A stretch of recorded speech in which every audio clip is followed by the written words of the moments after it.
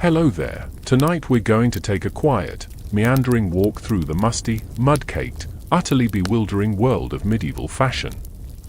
Picture this: you're trudging through a dripping forest path in the pre-dawn gloom. The air smells like wet moss, dung, and something vaguely oniony.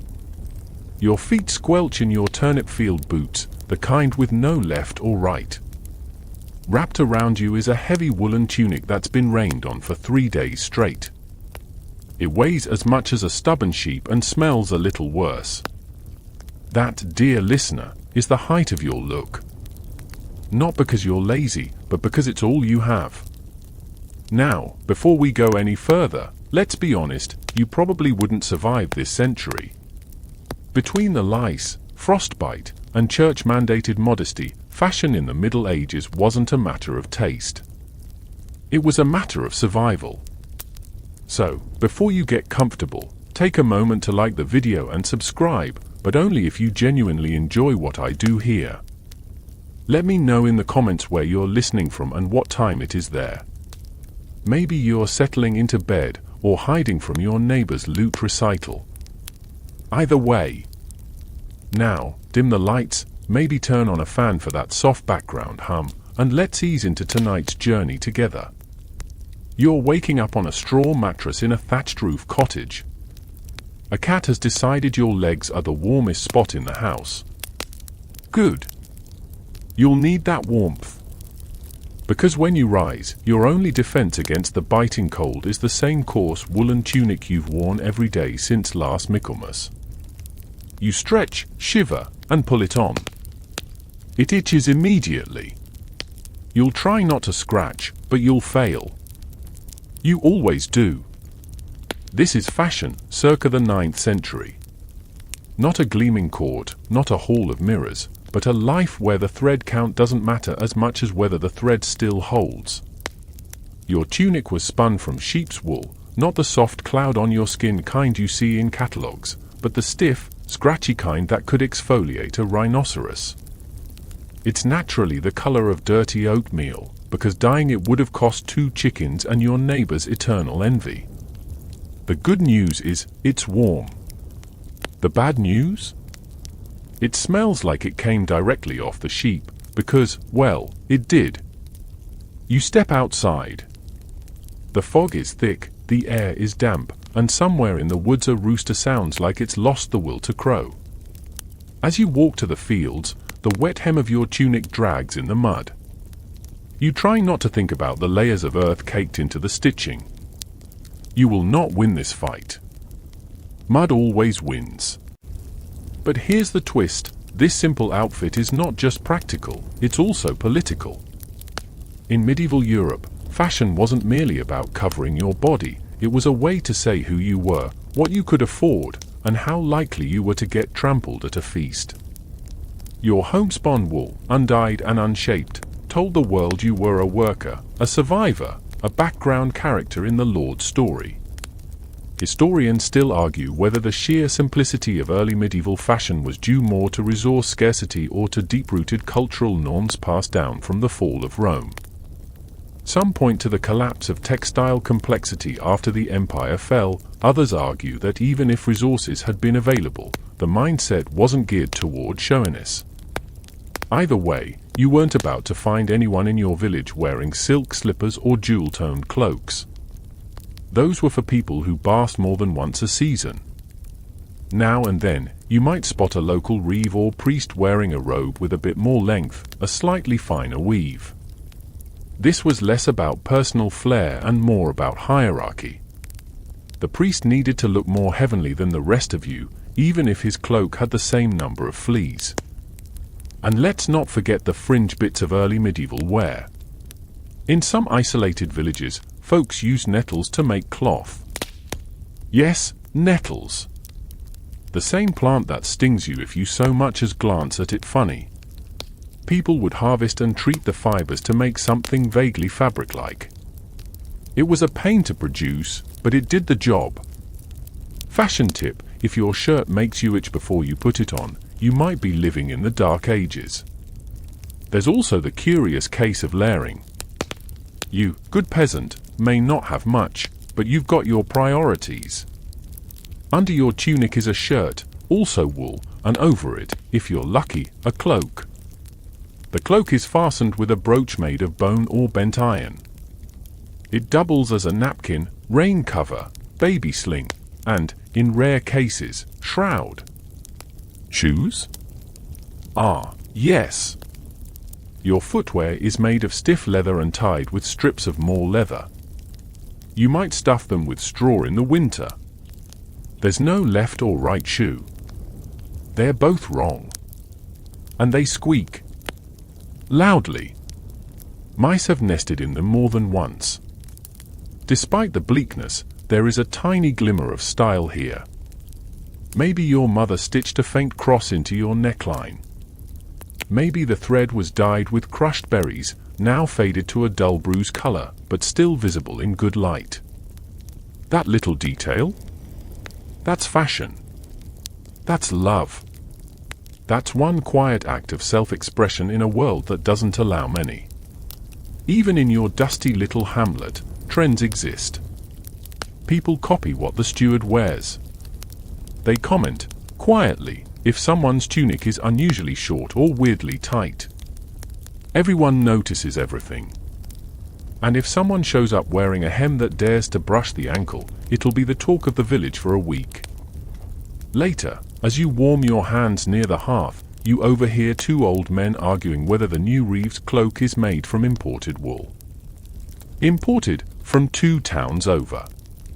Scandalous. It might not seem like it, but in this frayed and muddy world, fashion is already beginning to do what it always does: separate, signal, and define. And it's only going to get weirder from here. The morning sun creeps through the mist like it's not quite sure if it wants to show up today. You're still shaking the dew from your tunic, already regretting the decision to walk through the pasture shortcut, and now your toes are frozen and your hem is mud-splattered halfway to the waist. But at least you're dressed, and that's half the battle. That tunic you're wearing? It's not a style choice, it's your entire wardrobe. A single piece of cloth, stitched together from a rectangle and 2 triangles, maybe belted with a strip of rope or old leather if you're feeling fancy. It's knee length if you're male, ankle length if you're female, and honestly, it's the one thing between you and nature's colder moods. You see, in the early medieval world, most people didn't own multiple outfits. You had your work tunic, and if you were extraordinarily fortunate, maybe a spare one for feast days or funerals. There's a good chance both of those tunics were made by your mother, sister, or yourself, from yarn spun by hand, woven on a loom, and stitched in uneven lines with a bone needle. And if they weren't handmade, they were bartered, traded for bushels of turnips or eggs, or maybe promised as payment come harvest time. It's easy to imagine that fashion back then was boring. Just wool tunics all the way down. But that's like saying modern humans are boring because we all wear t-shirts. In truth, tunics were an entire language. Hem length, sleeve width, neck opening, each small variation said something. Not loudly, not in velvet and sequins, but in the quiet rustle of what you could afford to wear without freezing or being fined by the local steward.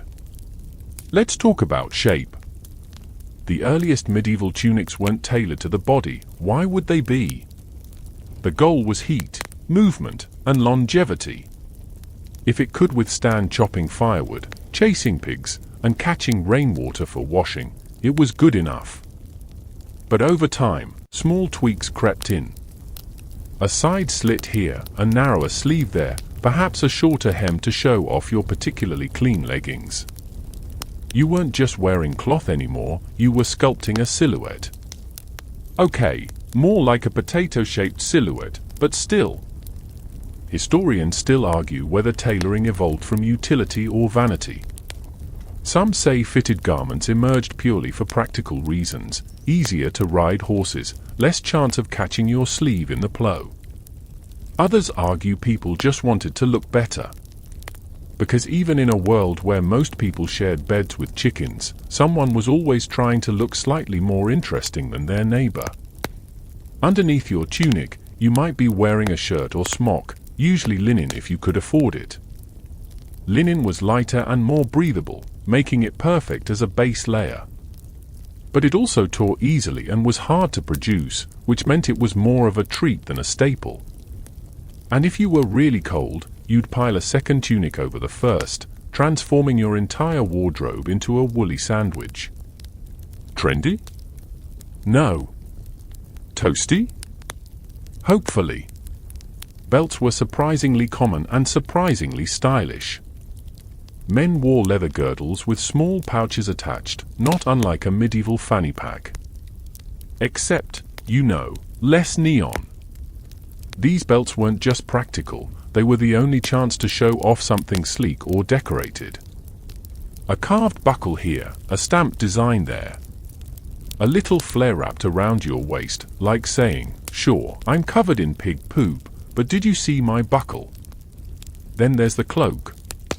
Cloaks were multifunctional: blanket, coat, rain shield, makeshift tent flap if things got desperate. They were secured with a brooch, and guess what? That brooch was often the only jewelry most peasants ever wore. Some were carved from bone, others cast from pewter or hammered iron. A noble might sport a jeweled one. Yours? It's shaped like a fish and smells a bit like cheese. But it works. Footwear, unfortunately, was never the strong point of this ensemble. Shoes were stitched from leather and rarely shaped to fit individual feet.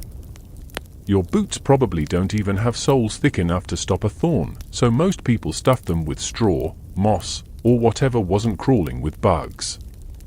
The rich had turn shoes, soft leather shoes turned inside out after stitching. The poor had, foot bags. Imagine wrapping your feet in burlap and praying for dry weather. Still, there's one thing you do have that the nobles often don't: practicality. You can bend, walk, run, even climb a tree in your tunic without it tearing. Try doing that in a floor-length robe with gold embroidery. Sure, you may smell like goat on a humid day, but you're free. Mostly. Except for feudal obligations, taxes, and those weird stares from the bishop's cat. Quirkier still, some people added small talismans to their clothing. Bits of bone, carved beads, even rabbit's feet. Not for fashion's sake, these were protective charms. Against spirits. Against wolves. Against the plague, which, spoiler alert, had no respect for accessories. But hey, people tried.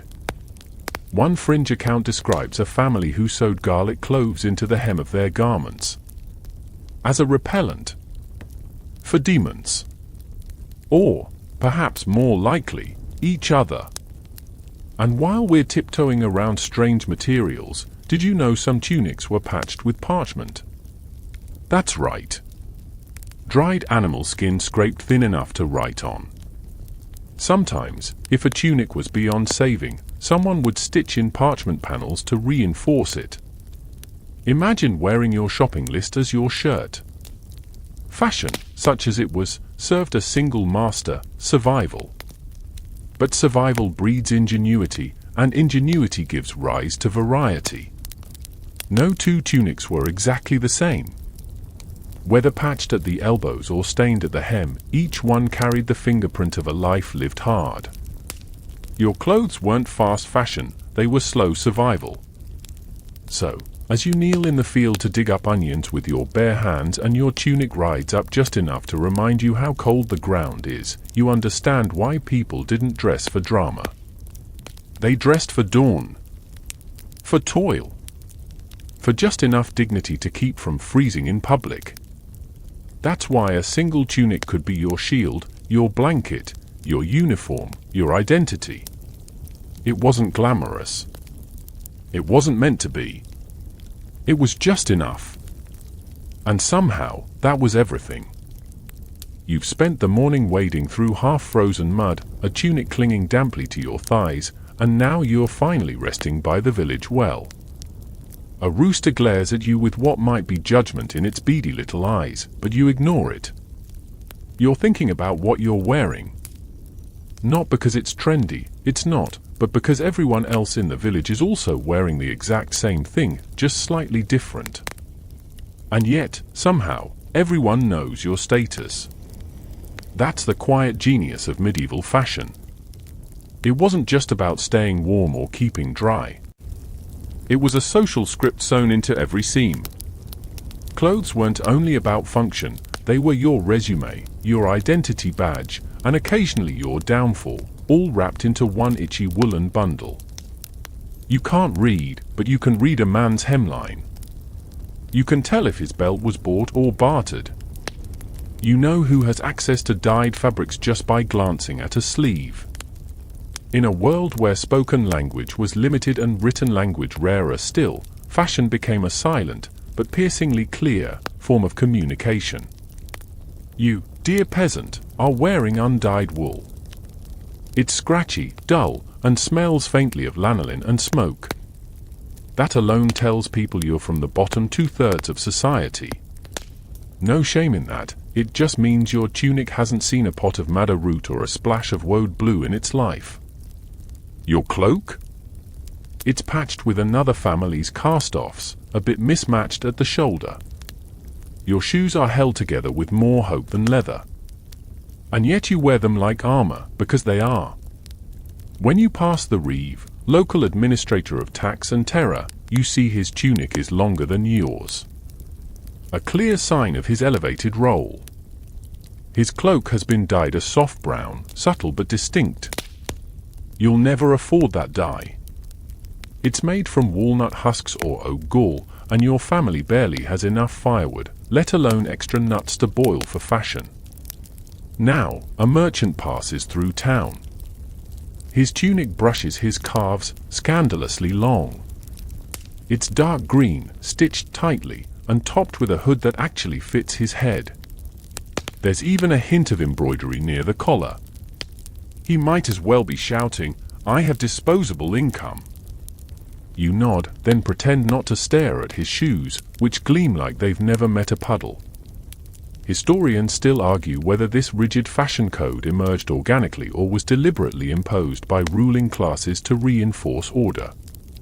Some claim the trends evolved from practicality and slowly hardened into status markers. Others believe that laws and traditions were used early on to codify who could wear what, making fashion a system of visual policing. One thing is certain, everyone learned to interpret it, consciously or not. The real kicker? The absence of fashion options made the distinctions sharper. If you live in a world where everyone wears just a tunic, then tiny variations scream. Sleeve tightness, fabric softness, neck fasteners, even the width of your belt, all are social tells. Your neighbor Bertha, for instance, just got a new wool hood. It's blue. Everyone knows her uncle is a dyer in the next village over. Blue dye is made from woad, which takes forever to ferment. Smells like a swamp ate a cabbage and burnt it out again, but it's the only way to get that particular hue. She wears that hood like it's the crown jewels, and to be fair, for your village, it is. And oh, the side eye she gets from Matilda, who used to be the only one with a colored head covering. It's not just envy, it's power dynamics. Matilda's browns versus Bertha's blue. That's not just fashion. That's drama. Here's something fun, you don't wear pants. Not really. What you wear are braids, baggy, drawstring under trousers that resemble potato sacks with dreams of being boxer shorts. Over those, maybe hose or leg wrappings. If your family's doing well, you might have a pair of woven leggings, stitched to fit like a second skin. Everyone sees the state of your legs and draws their conclusions. Tight, clean hose? You're moving up in the world. Torn, muddy ones? You probably stepped in something that bleated last night.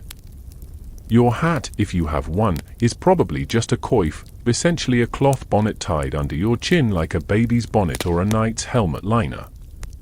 Laugh all you want, but that little triangle of linen says you're pious, practical, and probably married.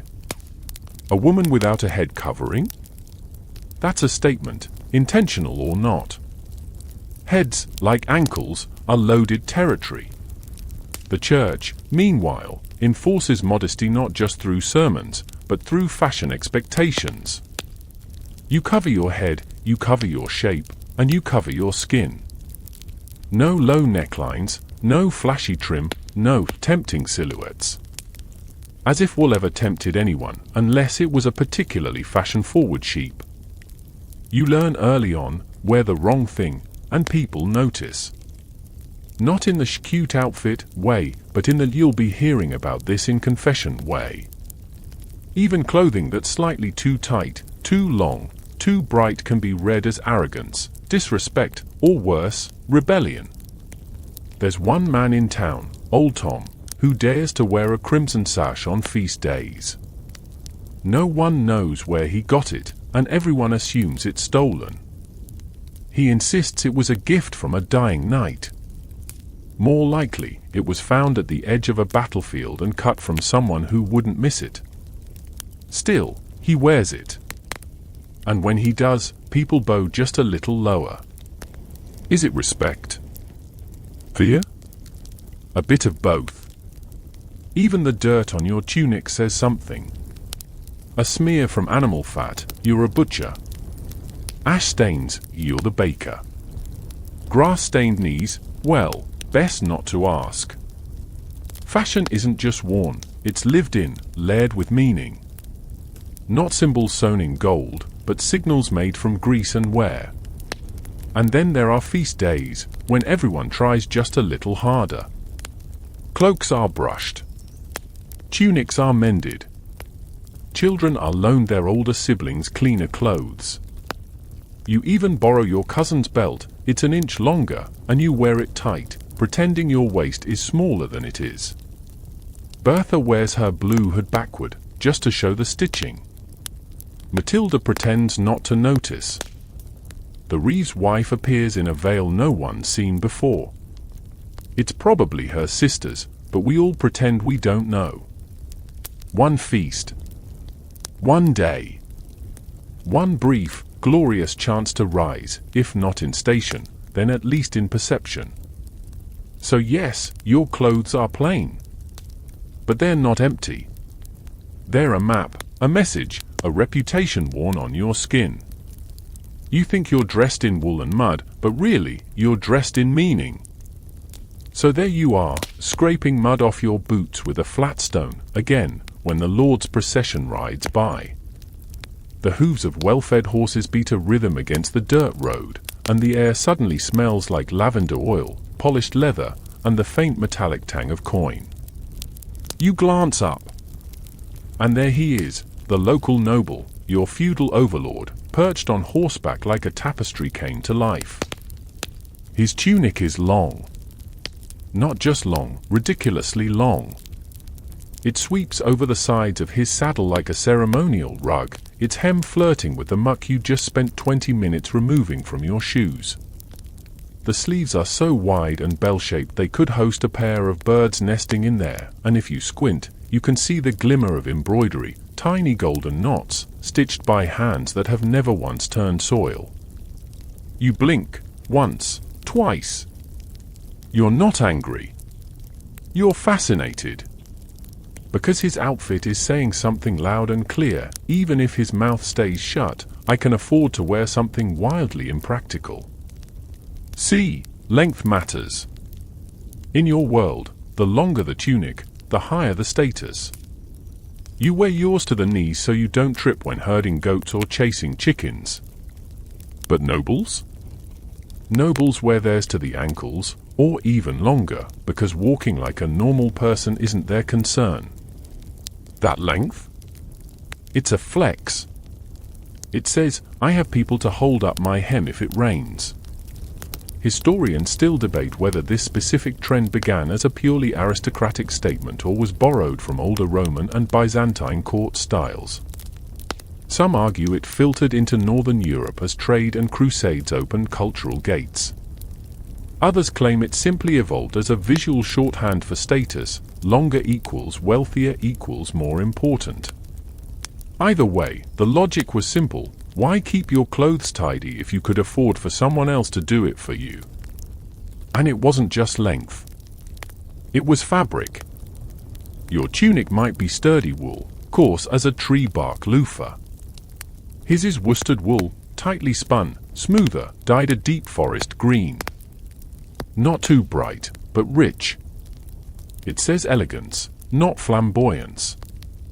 His cloak is lined in something softer, maybe fur, maybe satin, but either way it gleams slightly in the afternoon light like the edge of a coin. His belt? Oh, it's a work of art. Not rope. Not rawhide. But tooled leather, fitted with brass studs and a buckle so ornate it probably has a name and a baptism record. It wraps snugly around his tunic, shaping his silhouette into something statuesque. It's less farm-hardened barrel and more god of mildly dangerous dances. And then there's the hat. You, on most days, wear a hood when it's cold, and nothing when it's not. This man wears a hat that could double as a siege tower. It's conical, ringed in fur, with a feather pointing at the heavens like it's issuing a challenge. Don't laugh. That feather has probably crossed more borders than you ever will. Imported plumage wasn't just pretty, it was political. Some hats even featured entire taxidermied birds. One baron famously wore a heron's wing on feast days. The bird was never consulted, but its opinion likely included squawking. Now let's pan slightly to Lady What's-her-name, seated side-saddle on a grey horse with braids in its manet and a floral garland you'd bet was made by someone named Isolde. Her gown is an architectural feat, layers of silk and brocade, probably imported from Italy or Byzantium. The sleeves are so long she's had to tie them together with ribbon just to keep from eating them during meals. Her bodice is embroidered with gold thread, probably worked by a team of nuns or cloistered needlemaids in a convent with better funding than your entire village. You notice she's wearing a girdle, a decorative belt, draped loosely at her hips, with a chain that swings like a pendulum. Attached to it? A key. And not just for symbolism. That key unlocks the family strongbox, or the storeroom, or perhaps just a box of imported figures. Either way, that's power jingling against her thigh. A murmur rises among your fellow villagers.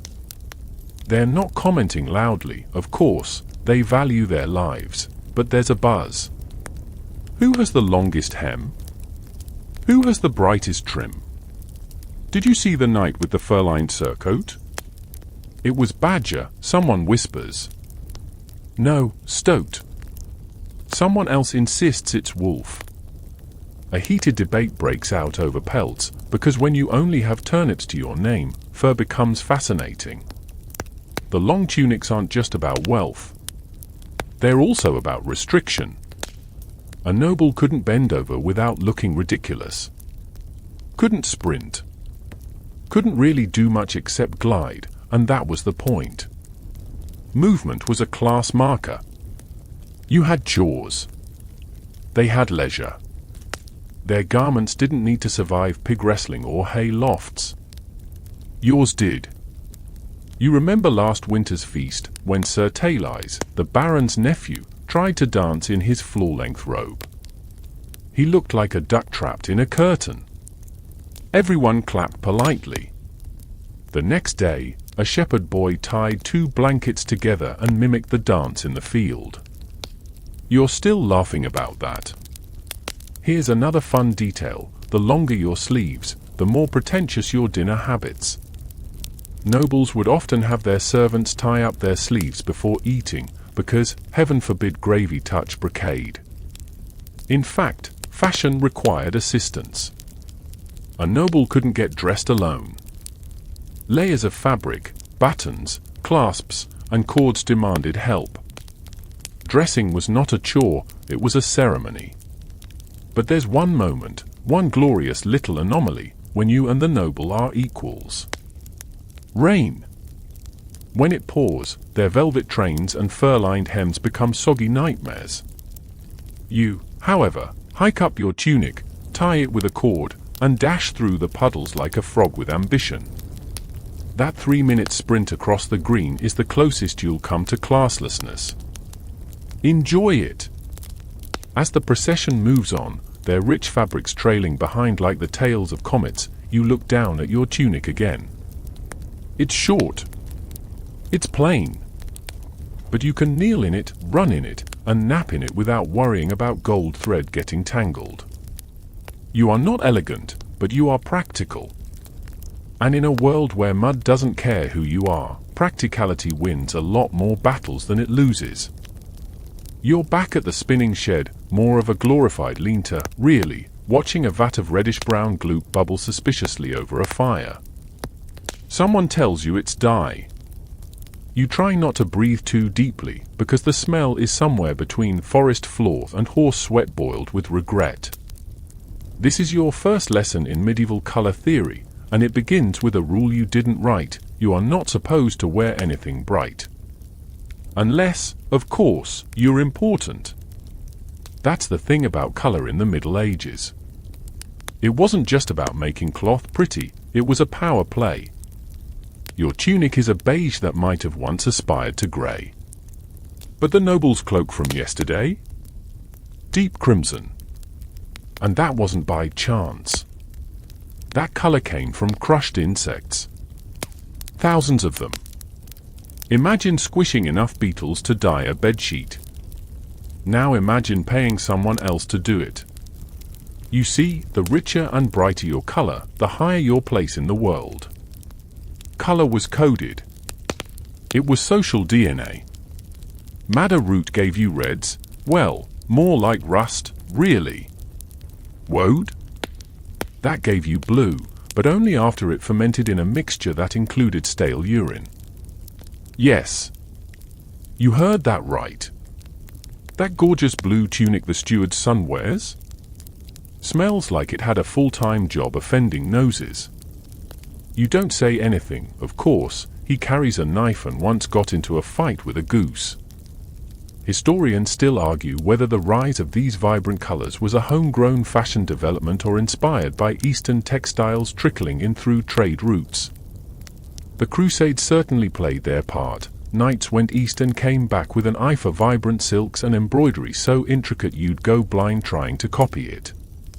Others argue it was all about economics. Dyes were expensive because they were labor-intensive. So, naturally, they became symbols of class. Want to show you're better than the other guy? Wear something that required half a garden and a small fortune to produce. And then came the laws. Oh, the laws. Kings and councils eventually said, no, peasants, you may not look that good. Enter sumptuary laws, rules that told you which colors were allowed for which classes. Crimson was for nobles. Royal purple? Reserved for the king, his immediate family, and maybe a bishop or two if they'd recently won a theological argument. Gold? Only if you were literally married to someone who controlled land, armies, or the church's wine cellar. So there you are, trying to dye your sleeve a gentle blue-gray using elderberries, hoping it doesn't stain your hands forever. You think you're just brightening up your drab look. But a local official catches wind of it and now you're on the hook for dressing above your station. Imagine that, getting fined for being too stylish. Honestly, TikTok would not survive medieval fashion law. The local dyer, Agnes, explains it best while stirring her cauldron of stinking indigo goo. Color, she says, is like a weapon. Use it wrong, and someone loses an eye or a title. She has a yellow scarf that she only wears at night. Says it makes her feel like a queen. You believe her. She once made a batch of purple so strong it stained her fingers for 6 months. Her husband left her. Coincidence? Let's talk about red for a moment. Red was the power move of the 13th century. You could make dull, brick-colored red from madder, but for the real stuff, vivid, glowing, the kind that made people whisper, you needed Kermes. It came from insects found mostly in Mediterranean oak trees. It was laborious, expensive, and highly prized. If you saw someone wearing true red, you knew they had money. Or an enemy who was about to have a very confusing accident. And then there's green. Seems innocent, right? Leafy, humble, woodsy. But dyeing green was a two-step chemical gamble. First yellow, then blue. If you messed up the timing, or the temperature, or the moon phase, or who even knows what, the fabric turned the color of swamp tea. But if you got it just right, it was like wearing springtime itself. Forest green became a favorite of merchants and low-ranking nobles. It said, I have taste and means, but I'm not trying to get murdered for impersonating a duke. Some peasants found clever workarounds. Onion skins gave a dusky gold. Lichen created pale lilacs and greys. Rusty nails soaked in vinegar could darken cloth to a moody brown. These weren't outlawed, but they were noticed. You could express a little individuality, but not too much. No one likes a flamboyant serf. There were even color politics. Black, for example, began as a color of humility and austerity. Monks wore it to show their rejection of worldly pleasures. But as dyeing techniques improved, and true black became achievable and expensive, it flipped. By the late medieval period, black was fashionable, or sharp, sleek, and worn by rich merchants trying to look as serious as their tax ledgers. You, meanwhile, finally get your tunic dyed a vaguely reddish brown, thanks to a friend who owed you a favor and 3 hens. It's not exactly a showstopper, but it's yours. You wear it to the village feast, and sure enough, someone notices. Nice tunic, they say, with just enough side-eye to imply suspicion. You smile. They don't. And just like that, you've entered the dangerous world of textile politics. Your cousin Wolf, of course, goes too far. He finds a discarded noble's garment, cuts it down to his size, and wears it to market. It's still got gold trim along the cuffs. It's too short in the back. It looks like someone punched a goose into a carnival tent. But Wolf thinks he's fashionable. 2 days later, he's fined for impersonating a court official. He swears he was only trying to impress the girl who sells turnips. Turns out, she's already engaged to a man who wears honest brown. And let's not forget the fringe belief that certain colors had mystical properties. Blue was thought to ward off evil. Yellow could reflect joy or disease, depending on the tone. Green was connected to fertility. Wearing red during childbirth was common in some regions. Not because it looked good, although, maybe, but because it symbolized life, blood, and strength. So you start noticing color more. A blue ribbon here. A patch of green cloth there. A child's doll wrapped in violet scraps. It's all a quiet rebellion, sewn one thread at a time. People pushing the boundaries, just a little. Not enough to get whipped. Just enough to feel seen. Your tunic still isn't flashy. It won't make anyone faint. But next time you pass the Reeves' wife and she pauses, just a moment, to look at the way the light catches your sleeve, you know you've done something right. Something bold. Not too bold. But just enough. There's a chill in the chapel this morning, the kind that clings to stone and slips down your spine like spilled ink. You shift on the pew, trying not to creak louder than the sermon, and cast your eyes toward the altar. The priest drones on about sin and humility, but your gaze is fixed elsewhere, on his robe. It shimmers. Not overtly, not like a jewel or a blade, but subtly. The light from a single stained glass window hits just right, and suddenly the plain-looking vestment turns iridescent. You blink. Yes, it's silk. Embroidered, too, probably by a nun who had a vision of the Virgin and a truly unhealthy relationship with gold thread. You glance at your own sleeves, homespun wool, still damp at the cuffs, and for a moment, you wonder if the priest is trying to trick God. Welcome to one of the great paradoxes of medieval life. The church, that great voice of modesty, wore some of the most opulent fashion in Europe. Let's not beat around the cassock. Religious garments were magnificent. Cloaks of velvet. Chasubles embroidered with silver thread. Mitres so tall and ornate they doubled as weather vanes. There were crosses that glittered with sapphires, stoles trimmed in fur, and altar cloths more expensive than the entire village's annual grain output. And the irony? The very people who wore them were the ones shouting that you should be content with a potato-colored tunic and a God-fearing heart. Historians still argue whether this contradiction was widely accepted or deeply resented. Some say people saw it as a reflection of heavenly glory, clergy acting as living icons of paradise. Others argue it created growing resentment, especially when priests lectured starving peasants while wrapped in garments worth a month's rent. Either way, the tension was always there, sewn right into the seams. But the church had its justifications. The beauty of the Lord, they claimed, must be reflected in his house. And by extension, his wardrobe. Robes were sacred symbols. The more glorious the vestment, the closer to divine mystery.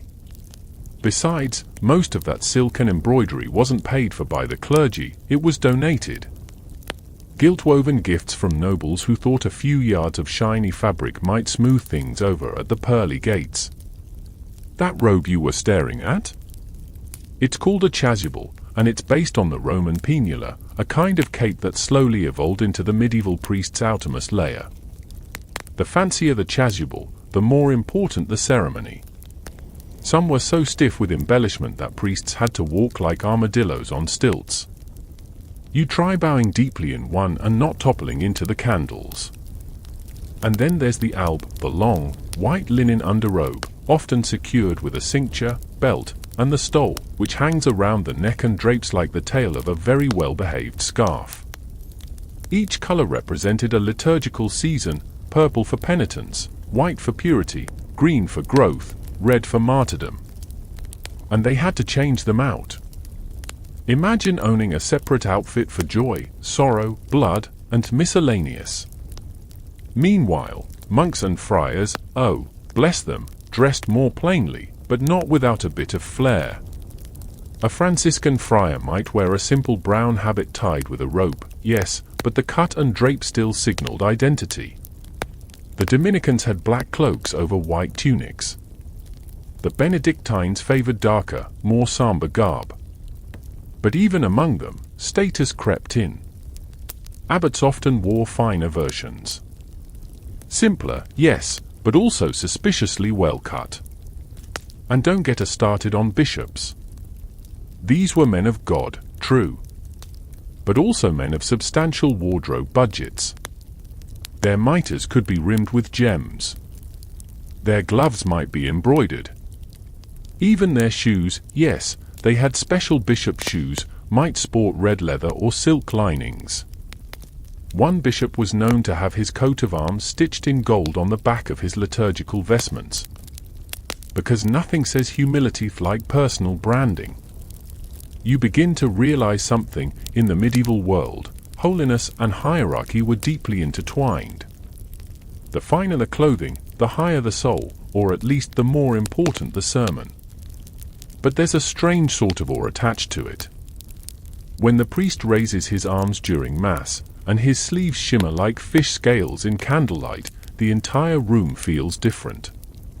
The divine doesn't whisper from a cloud, it flashes from a hemline. Still, people mutter. Of course they do. You hear the baker muttering to the carpenter, if he sold just one of those cloaks, we could all eat butter for a year. And the carpenter shrugs. And if I were Pope, I'd wear two. The nuns aren't left out either. While most wore habits designed to blend into stone walls and imply complete disinterest in earthly fashion, abbesses, the top-ranking ladies, sometimes had more leeway. A few even wore rings.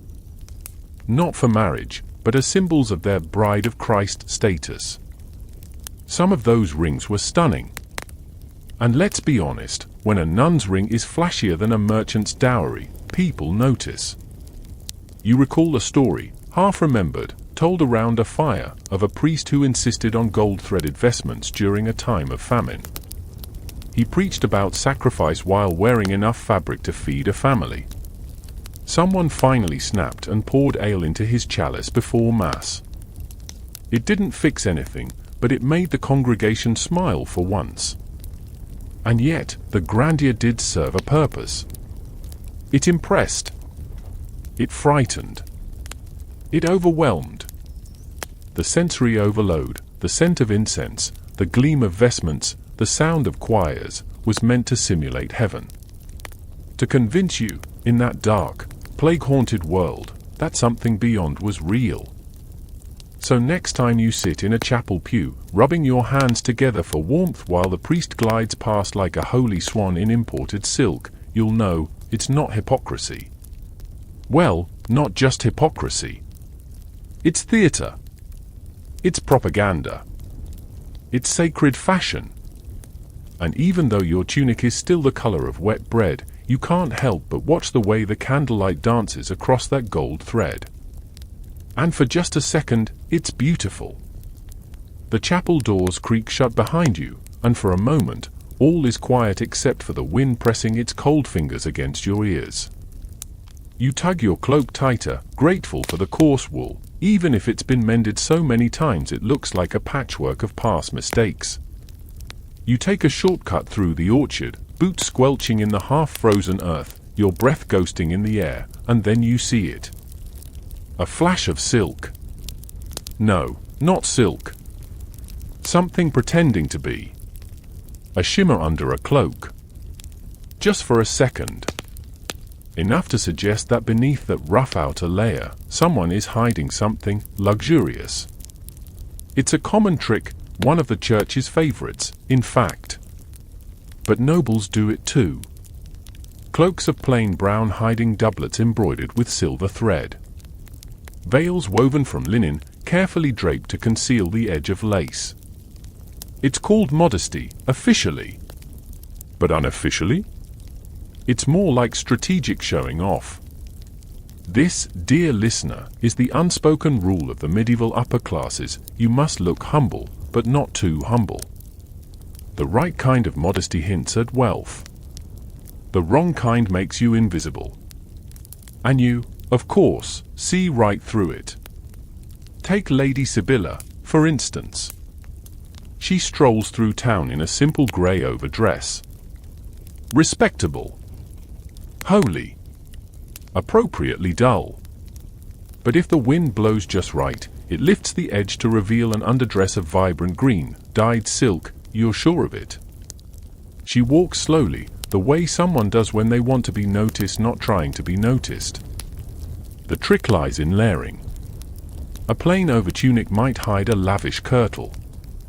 A dull hood could conceal jeweled hairpins.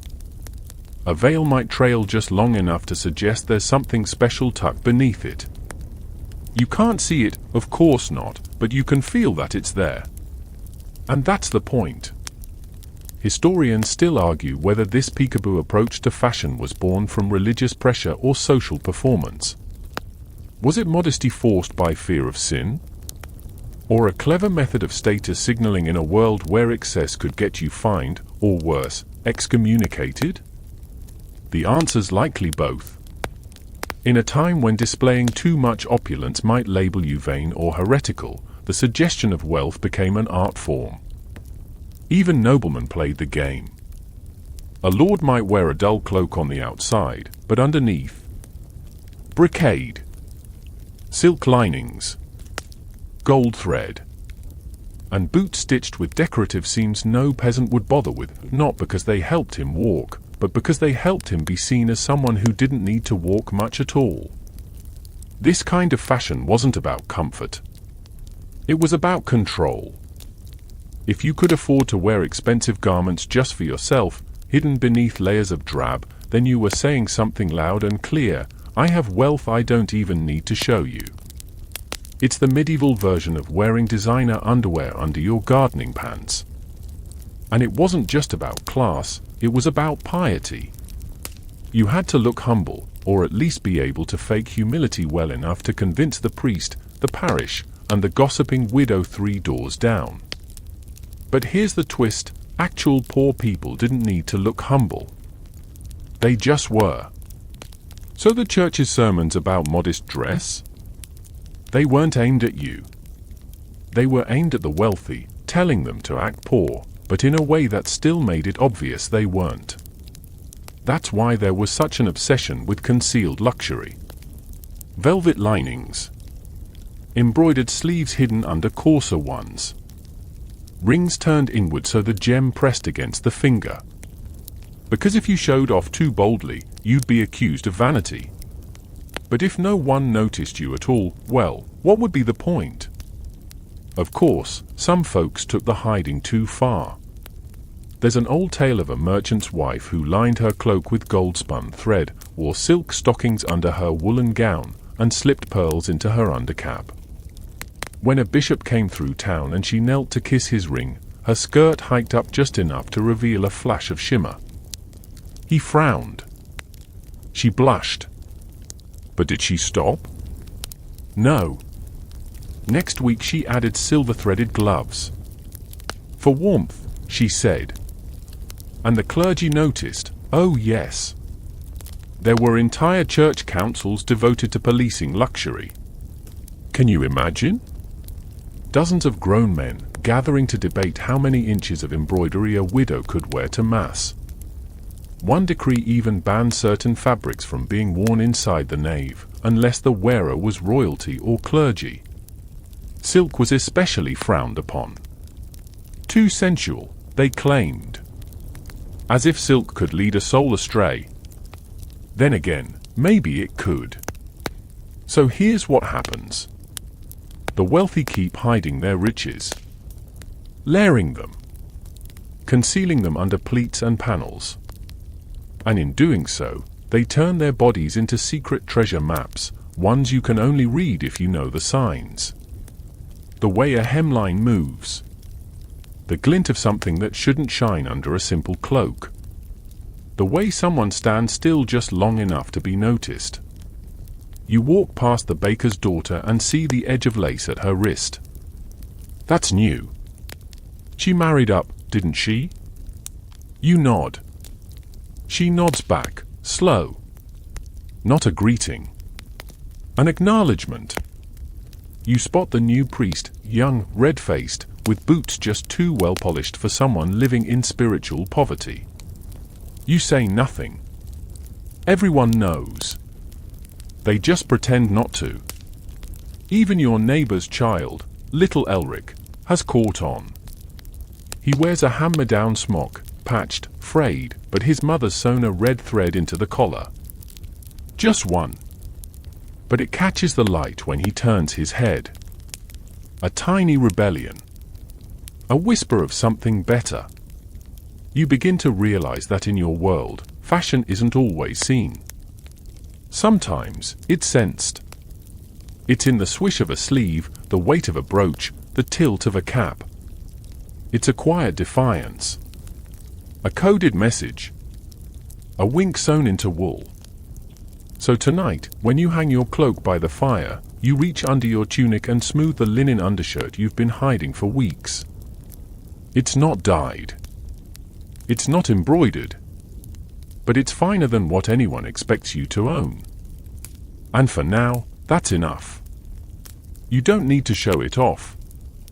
You just need to know it's there. The sun is barely up, but already there's a line at the market square. You're early, not for food, not for grain, but because rumor has it, fur has come to town. Not just the usual ragged rabbit pelts or tattered fox cuffs either. Ermine. You've never seen it, not up close. You've heard stories, of course, white as snowfall, with tiny black tail tips like ink dots on a page. The kind of fur that lines a king's robe or swaddles a duchess's collarbone. And today, someone's brought a few strips of it, likely smuggled or stolen. You lean in, curious. Not because you'll buy it. Please. You couldn't afford even the tail stub of an ermine. But because even looking at it feels a bit like touching royalty. You're not alone. A small crowd gathers, eyes wide, mouths shut, everyone just staring. The merchant, greasy, grinning, holds it up like relics from a saint's tomb. This, dear listener, is medieval fashion's not-so-secret obsession, fur. It's soft. It's warm. It's status, sewn into every seam. In a world where heating your home involved huddling near a smoky hearth and praying your toes didn't fall off, fur wasn't just fashionable, it was survival. But as with everything in the Middle Ages, the kind of fur you wore said as much about your rank as your rent. You probably have something squirrel-based. Maybe even cat, if your village is especially creative. It's stitched onto your collar, rough and patchy, but warmer than wool alone. It smells faintly of wood smoke and onions, and the stitching is uneven, done in a rush after last winter's freeze. You don't flaunt it. You just hope it holds. But they the nobility, oh, they wear fur like it's been blessed. Ermine, lynx, otter, sable. The names roll off the tongue like fairy tale creatures. A noble's fur cloak might weigh 10 pounds and cost more than your cottage.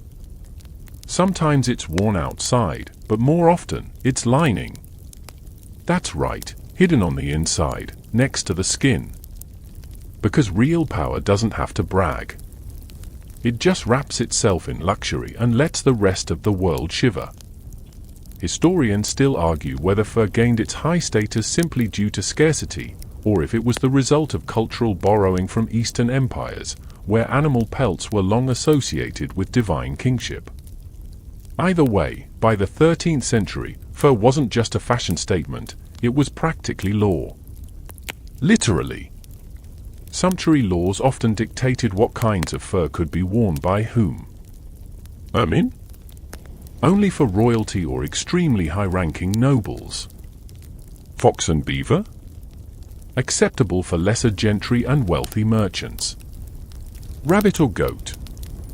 Fine for you peasants, assuming you even had the time to trap them without starving. And woe to anyone caught pretending to be fancier than they were. Wearing illegal fur could mean fines, confiscation, or being paraded around town with your garment turned inside out for all to see. Yes, fashion police weren't just a metaphor. And here's the weirdest part, fur wasn't just about heat or vanity. It was about morality. Clergy often warned that soft things led to soft souls. That fur against the skin encouraged sin, pride, even lust.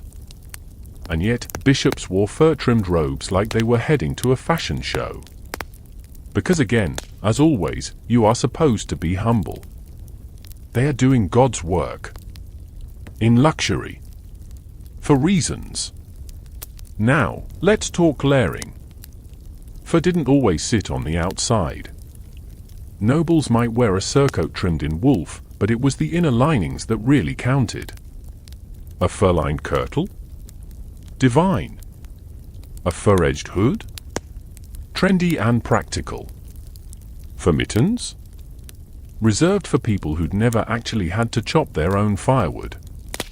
Even shoes were sometimes lined with rabbit skin, fluffy, but wildly impractical in wet weather.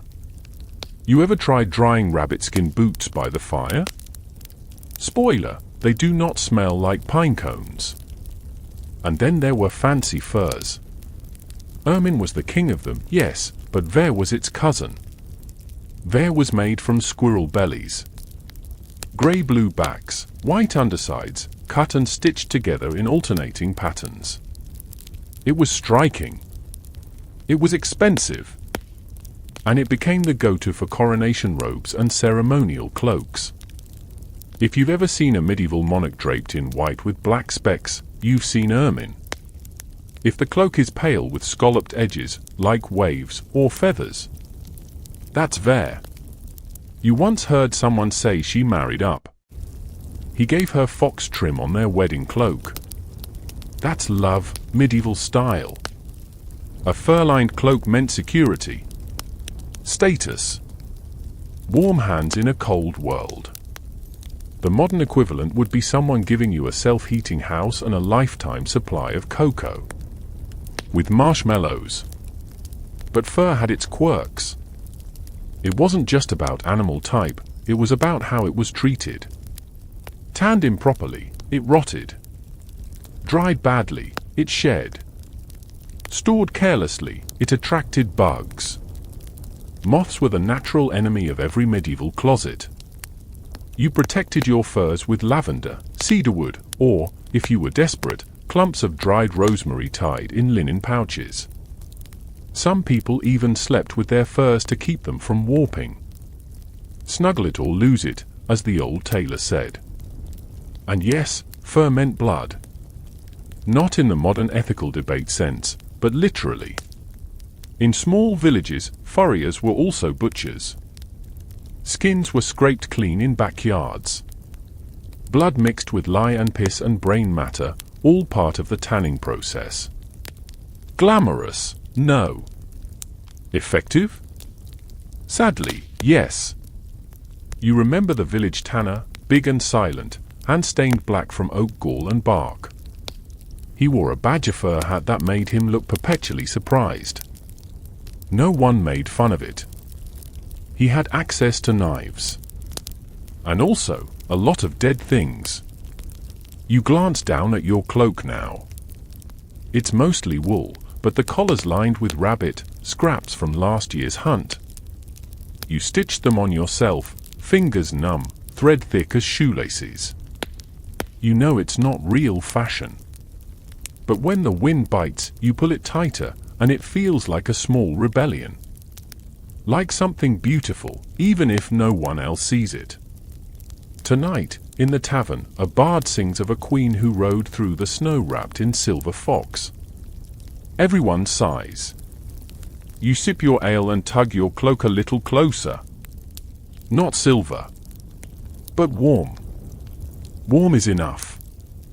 Evening settles in like a slow exhale, and the sky above your village darkens to a soft charcoal smudge. Candles flicker in shuttered windows, casting orange halos against the gloom. You're perched on a bench by the bakery, still nursing the warmth from your last chore, when something unusual catches your eye, a pointed shoe. Not just pointed. Ridiculously pointed. Like it was designed to spear rats or poke misbehaving squires. You stare at it, puzzled. Who in their right mind needs shoes with toes that long? Welcome to the world of the Poulains, medieval footwear's strangest flex. They're also called Krakos, named after the city of Krakow in Poland, where they supposedly originated. And while they look like footwear designed for jousting with mice, they were, for a time, the height of European fashion. The longer the toe, the higher your status. And no, that's not a euphemism, though many medieval folks definitely treated it like one. You shift your gaze upward. The man attached to the absurd shoes wears a short tunic, tightly belted to show off his shapely calves. His hose, tight as sausage casings, are two different colors. One red, one green. Mismatched on purpose. You nearly choke on your own surprise. And then you realize, it's happening again. Fashion has stopped making sense. Historians still argue why this sudden departure into exaggerated footwear began. Some blame French nobility in the 14th century. Others credit Central European influence carried west by diplomats or war. Some even suggest it started as a joke, someone stitched on an extra inch for flair, and then everyone else joined in out of fear they'd look like farmers. But whatever the origin, one thing became clear: long, pointed shoes became an aristocratic craze. And by long, we mean absurd. Some poulaines were so lengthy they needed to be tied to the wearer's leggings with little cords to prevent tripping. Others curled up at the tip, flopping like a pig's tail with every step. One noble reportedly had shoes with points so long he needed a servant to carry them while he walked. That's not fashion, that's performance art. You look down at your own shoes. Well, shoes is generous.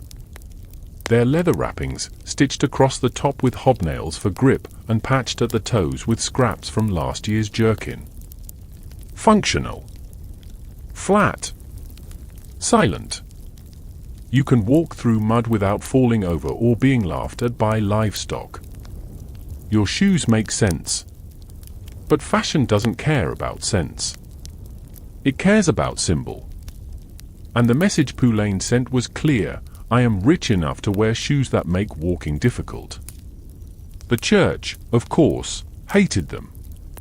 Sermons thundered against vanity, pointing, pun entirely intended, to poulains as examples of moral decay. One bishop called them claws of the devil. Another said they made men walk like serpents, and surely no good could come from feet shaped like sin. Which only made people want them more. Eventually, kings had to step in. Edward IV of England issued a law restricting shoe points to no more than 2 inches for commoners. Nobles could go longer, but even they were capped. Because when your wardrobe starts interfering with architecture, like not fitting through a doorway, it's time for regulation. But poulains weren't the only weird trend to grip the fashion forward. Let's not forget party-colored hose, leggings split down the middle, each leg a different hue. It started as a practical way to reuse fabric, then quickly became a fashion statement. Nothing says I've arrived like wearing both ketchup and mustard on your legs. Or the doublet, a padded upper garment that flattened the chest and enhanced the shoulders. Noblemen stuffed them to exaggerate their form, some looking like peacocks caught in corsets. If you could barely bend over without dislodging a goose feather, you were doing it right. And then, of course, the codpiece. Ah yes. A solution to the problem no one actually had. Tight hose made it difficult to hide certain anatomical features, so tailors added a pouch at the crotch. Functional at first, like a medieval fly, but over time, it grew. And grew. And eventually became ornamental. Embroidered, padded, and sometimes even armored, the codpiece evolved into a proud, if slightly absurd, fashion statement. You once saw a tapestry where the Duke's codpiece looked like it had its own title. It probably had a family crest. Not to be outdone, women's fashion developed its own extravagancies. While poulains were tripping over themselves in court, noble women began wearing hennins, cone-shaped hats that towered high above the head, often veiled in yards of gauze. Some reached 2 feet tall. With them came elaborate gowns, tight-laced bodices, and sideless surcoats, garments with massive armholes that exposed the underdress entirely. They weren't immodest, per se, but they were dramatic. Like walking bell towers in brocade. These styles never reached your village in full force, of course. Your neighbors are still debating whether wearing stripes makes you look sinful. But pieces filter in. You saw the Reeves' daughter tie ribbons around her calves to mimic the look of garters. You heard the blacksmith mutter about how his cousin in town started oiling his beard like one o' them fops. Fashion always trickles down, like rain through a leaky roof. And still, people adapt. You've taken to tying your own hose tighter these days, not out of vanity, but because you noticed Bertha noticing. You don't own poulains, yet, but you've added a bit of leather to elongate the toe of your boots. Just enough to make someone look twice. Because even when you're dirt poor, in a muddy village where chickens roam freer than people, fashion still finds a way to matter. Whether it's a ridiculous shoe or a pointed hat, it says, I chose this. I shaped how the world sees me. And tomorrow, you might just stitch a red patch to your old tunic. Not for warmth. Not for modesty. Just for the fun of it. The tavern is loud tonight, mugs clinking, dice clattering, someone in the corner singing a bawdy ballad about a tailor and a goat that definitely isn't fit for church. You're huddled near the hearth with your cloak drawn tight, trying to warm your feet and your ears at the same time. The ale's lukewarm. The stew is mostly turnip. But your eyes? Your eyes are fixed on her. She walks through the tavern like it's a catwalk, chin up, veil trailing, layers shifting with every step like waves of silk and ambition. Her gown isn't new, but it's styled, cinched at the waist with a girdle so ornate you're pretty sure it jingles. Not because of coins, because of confidence. This, dear listener, is your first brush with medieval women's fashion as performance. Because in this era, a woman's dress was not just cloth, it was code. Armor. Language. And sometimes, an invitation. Let's break it down. She's wearing a kirtle, the base gown. Fitted, usually laced up the sides or back, with sleeves that hug the arms down to the wrist. Over that is her surcoat, sleeveless with deep openings down the side so you can see the kirtle beneath. It's scandalous, but only in the way the church hasn't gotten around to outlawing yet. If she's wealthy, her surcoat is trimmed in fur, fox, maybe, or miniver, which is fancy talk for squirrel. If she's really wealthy, those edges are embroidered with gold thread in patterns that make your head spin, vines, fleur-de-lis, sometimes even saints. Fashionable and pious, two birds with one brooch. Now, let's talk headwear. The veil, a staple. Linen, pinned to a coif or wrapped over braided hair like clouds hugging a mountain peak. But tonight, you notice something else peeking out, a crespine. That's a fancy hair net, sometimes made of silk cord or fine metal thread.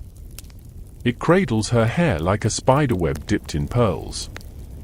She's married, for sure, only respectable wives wear their hair covered like that, but she's letting just enough show to remind you she once wasn't. And the shoes? You bet they're pointed. Not cracos, like the men wear, but still elongated, and the leather has a sheen you've never seen on anything you own. You can't decide if you want to be her or borrow her boots. Historians still argue whether these stylized choices were genuine expressions of individuality or just another form of social conformity. Some say women used fashion as one of the few tools they had for self-expression in a tightly restricted world. Others argue it was imposed on them, a way for male-dominated society to display wealth, status, and control through the appearance of their wives and daughters. The truth, as always, is sewn somewhere in the middle seam. What's undeniable is how much attention it draws. When a noblewoman enters a room dressed to impress, everyone notices. They may not comment, but eyes linger. Conversations shift. The air changes. She's not just dressed well, she's performing the role she's expected to play. You've seen it before. On feast days, the Reeves wife wears her best gown, green velvet, square neckline, sleeves so wide they trail like vines. She always claims she doesn't care about clothes, but she stands where the sunlight hits her just right. She adjusts her wimple every 5 minutes. She has an audience, and she knows it. But it's not just noble women. Even in your village, the game is on. Bertha has stitched red thread into her sleeves. Matilda has started plucking her eyebrows thinner than is strictly natural. And you? You've noticed that the tunic you patched last month somehow fits better. Not tighter, just more thoughtfully. You walk differently now. Slower. With intention. Maybe fashion really is a spell, and everyone's casting it. Some women use jewelry. A ring, bronze, maybe pewter, worn over gloves so people notice it. A brooch shaped like a bird, probably gifted, maybe stolen, always polished. These aren't just accessories. They're statements. You might not be rich, but you're clever, stylish, capable of surprising people. And don't think men aren't watching. You've seen them sit up straighter when a woman walks by in a new gown. One fiddled with his belt for a full minute after the blacksmith's daughter walked past in a linen smock that clung in all the right places. Coincidence? Please. Even the church plays along. They say modesty is key, but what they really mean is know your audience. Cover your shoulders, yes, but let your embroidery speak volumes. Keep your head veiled, but let the color of your gown whisper your dowry value. It's a tightrope act between virtue and vanity, humility and hunger. The most fashionable women aren't necessarily the richest. They're the most resourceful. A plain gown becomes extraordinary with the right belt. A second-hand veil looks like heaven if pinned with confidence. There's power in presentation, and medieval women know it. You once overheard a woman say, "My husband chooses my prayers. I choose my neckline." She said it while tightening her girdle, and you've never forgotten it. Tonight, back in the tavern, the woman in the green surcoat glances your way. Just once. And in that flicker of contact, you feel it, that subtle tension between who you are and who you might become. Between wool and velvet, between practical and impossible. She walks on, veil trailing like the tail of a comet. The room shifts again. Someone drops a spoon. The bard forgets a line. Even the ale tastes slightly more expensive. And you? You make a silent vow to stitch a little ribbon into your sleeve tomorrow. Just a touch. Just enough to say, "I see you, too." The rooster hasn't even finished his first arrogant crow, and already you're elbow deep in wool. Your hands itch with lanolin, your sleeves smell like sheep, and someone's child is screaming nearby because they just touched a hot spindle. Ah, the sweet harmony of medieval textile work. Today, it's not about style. It's about how fashion happens, from sheep to shirt, flax to fine gown, and why, exactly, the road to being fashionable is paved with back pain, water buckets, and the occasional bit of burned hand hair. Because here's the truth you've always known but rarely said out loud: clothes don't just appear. Someone, probably someone a lot like you, makes them. And it takes forever. Let's start with wool, the workhorse of medieval fabric. You begin by shearing sheep in the spring, carefully, because angry sheep don't like bad haircuts. The wool is greasy and matted, tangled with straw, burrs, and mystery crumbs. It smells like every barnyard you've ever regretted walking into. Then comes cleaning. You soak the wool in hot water, maybe with a bit of urine, maybe just lye soap, then rinse, beat, and dry it. Then you card it. Not like a birthday card. No, carding means dragging two wooden paddles covered in little metal teeth across the fibers until they all line up like tiny soldiers. It takes hours. Possibly days. And it will ruin your wrists. Once carded, the wool is spun using a spindle or a wheel, if you're lucky enough to have one. The spindle twists the fibers into thread, and the trick is not to spin too tight or too loose or too lumpy. You need a Goldilocks thread every time, or it'll snap midweave and you'll curse in front of the parish priest again. Spinning becomes second nature. You do it while walking, talking, yelling at chickens. You once spun thread at your cousin's wedding. It was seen as charming. Or desperate. Possibly both. Historians still argue whether the bulk of spinning was always women's work or whether, early on, it was a more evenly shared skill. There's even debate about whether elite men ever learned to spin as part of basic household knowledge. But by your time, it's mostly women, and often young girls, who are expected to keep the fibers flowing. Once spun, the yarn is dyed, maybe with woad, maybe with walnut husks, maybe with berries you're not entirely sure weren't poisonous. Then dried again. Then woven. Weaving.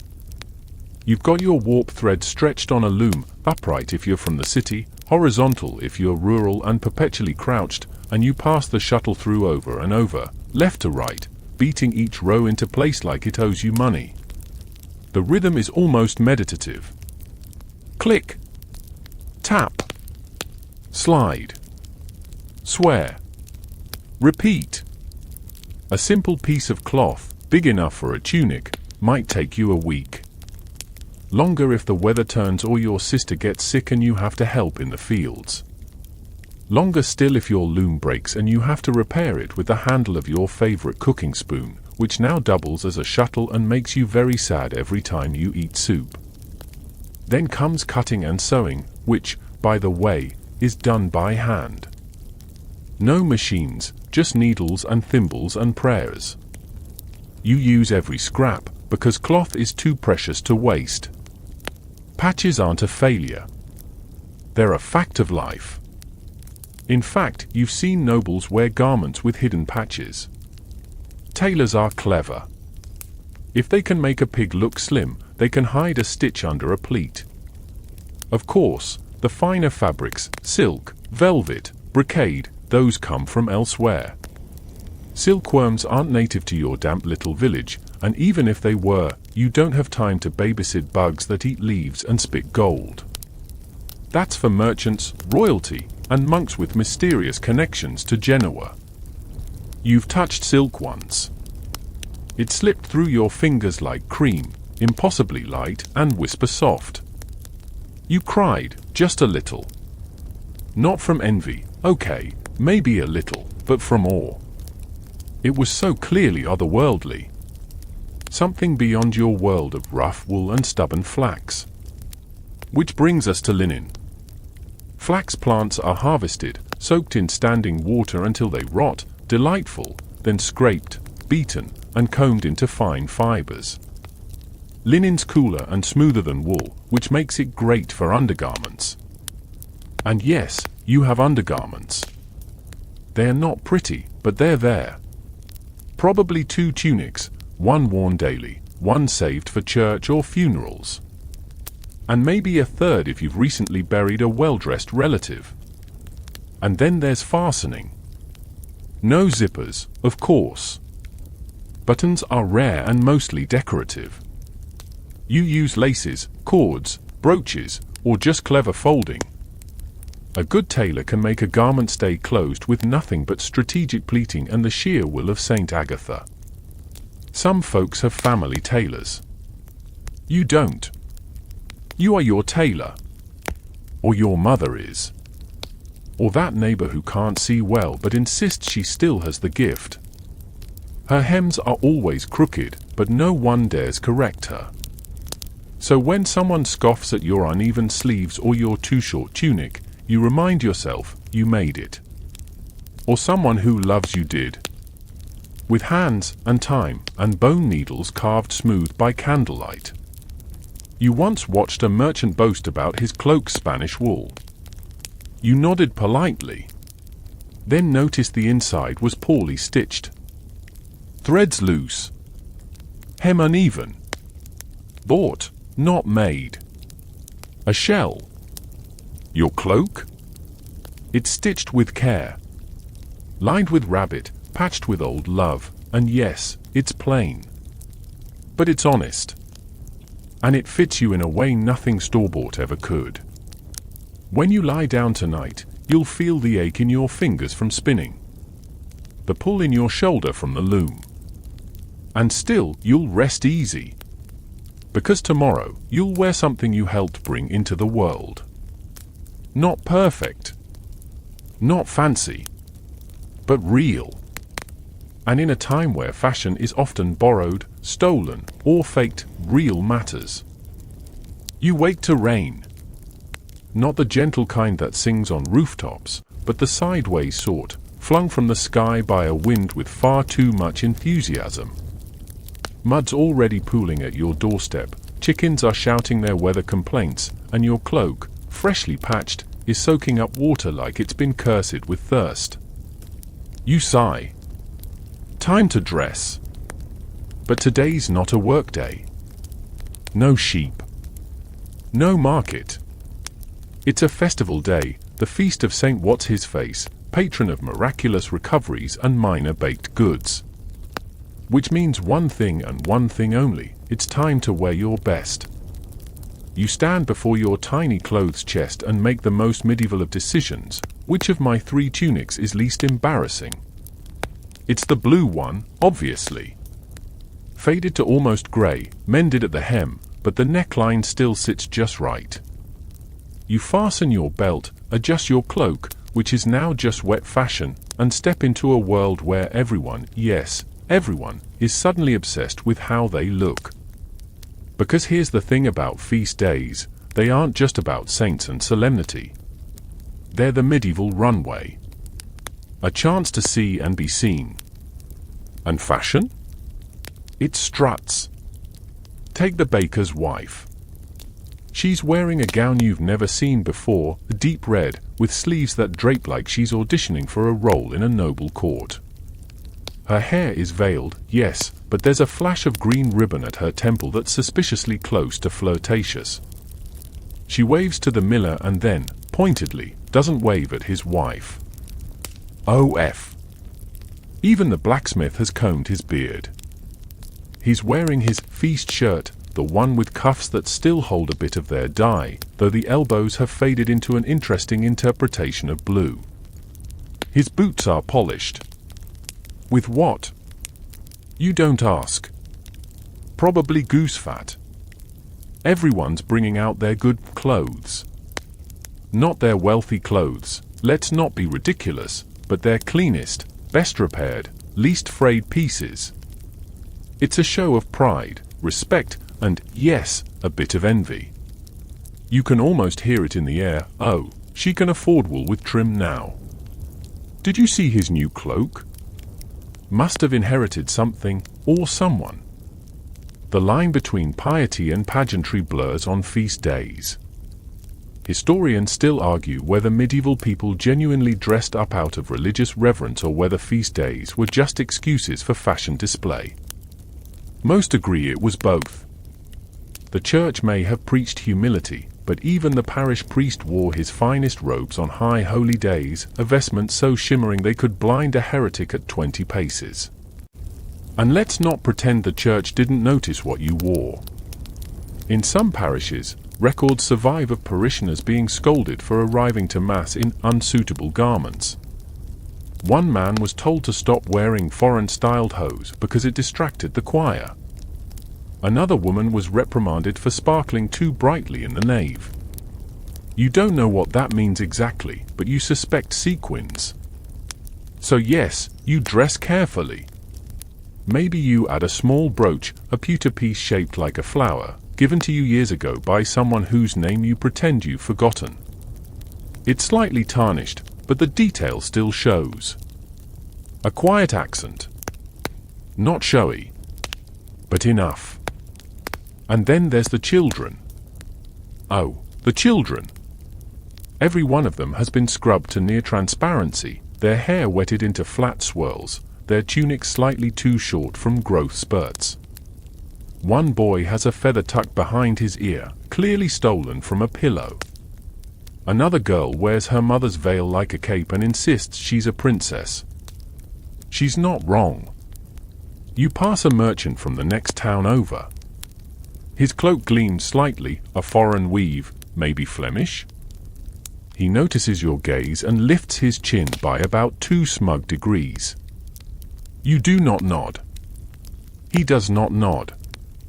It is the politest jewel you've ever lost. But the best-dressed people of all? The entertainers. Jugglers, minstrels, traveling dancers, they arrive dressed like walking stained glass. Colors so bright they seem illegal. Tunics with applique work, embroidery in threads of bronze and red, boots with turned cuffs and jingling bells. They're allowed.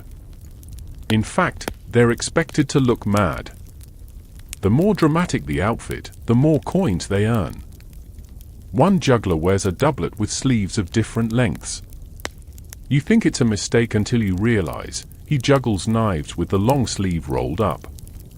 Practical and fashionable. Who knew? The feast itself is held in the village square. Long tables, everyone seated by family and station. Nobles get benches. You get stools. Children sit on laps.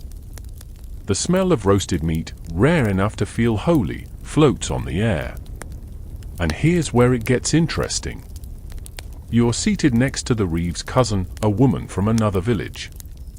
She's wearing a dress made from multiple fabrics, clearly stitched together from older gowns. It should look ridiculous. It doesn't. It looks intentional. Artistic. People are whispering. Not cruelly. Curiously. Someone nearby mutters, "I might try that next Michaelmas." You nod. Quietly impressed. You'll try it too. Someday. Feast days are trend incubators. The equivalent of seeing what's in this season. And unlike court fashion, which takes months or years to trickle down to your world, these are styles you can imitate. Borrow. Adapt. You remember last year when someone wore lace sleeves at the harvest dance. 3 weeks later, half the village was doing it, including the priest. Even flirtation has its fashion. A man adjusts his cap every time a certain widow walks by. She pretends not to notice. But she's wearing her girdle higher than usual, and her sleeves are tied with red ribbon. You don't need a bard to write the ending. By nightfall, everyone's a little drunk, a little sleepy, and significantly more wrinkled. Cloaks have been swapped. Belts are loosened. Someone's hat is missing. The children are asleep in piles. The juggler's bell sleeves are now full of bread rolls and stolen apples. You walk home slowly. Your good tunic is damp, stained with stew, but you feel oddly proud. You were seen. You notice things. You're thinking about fashion differently now. You tuck your pewter brooch back into its pouch. It still matters. But next feast day? Maybe you'll borrow a needle. Add a red thread. Or two. It's not vanity. It's participation. The moon is full tonight, but it's not lighting your path, it's spotlighting your reflection in the stream. You squat on the bank, hands frozen in the water as you try to scrub the stew stain from yesterday's good tunic. It's hopeless. The turnip oil has claimed another victim. You sigh and slap the cloth against the water, watching the ripples stretch and disappear. Fashion is hard work, but clean fashion? That's a full-time job.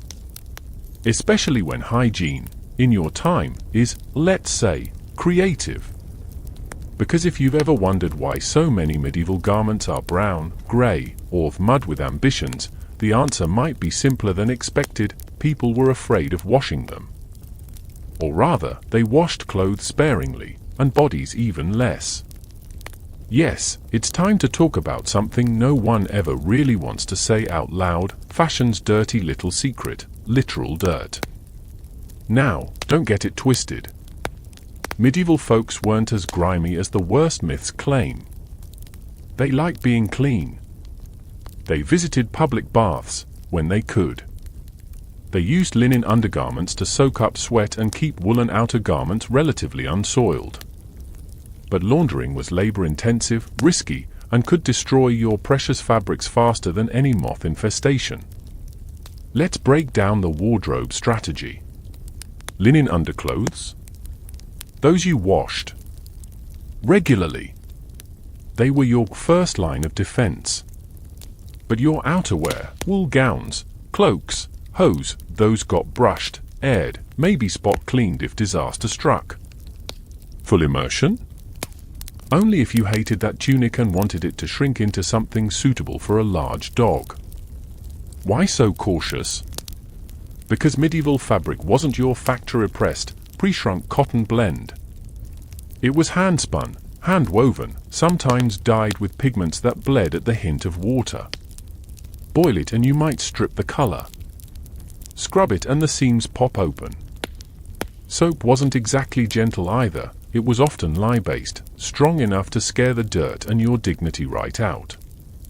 Historians still argue whether the average peasant had access to reliable laundry methods or whether clean clothing was more aspirational than achievable.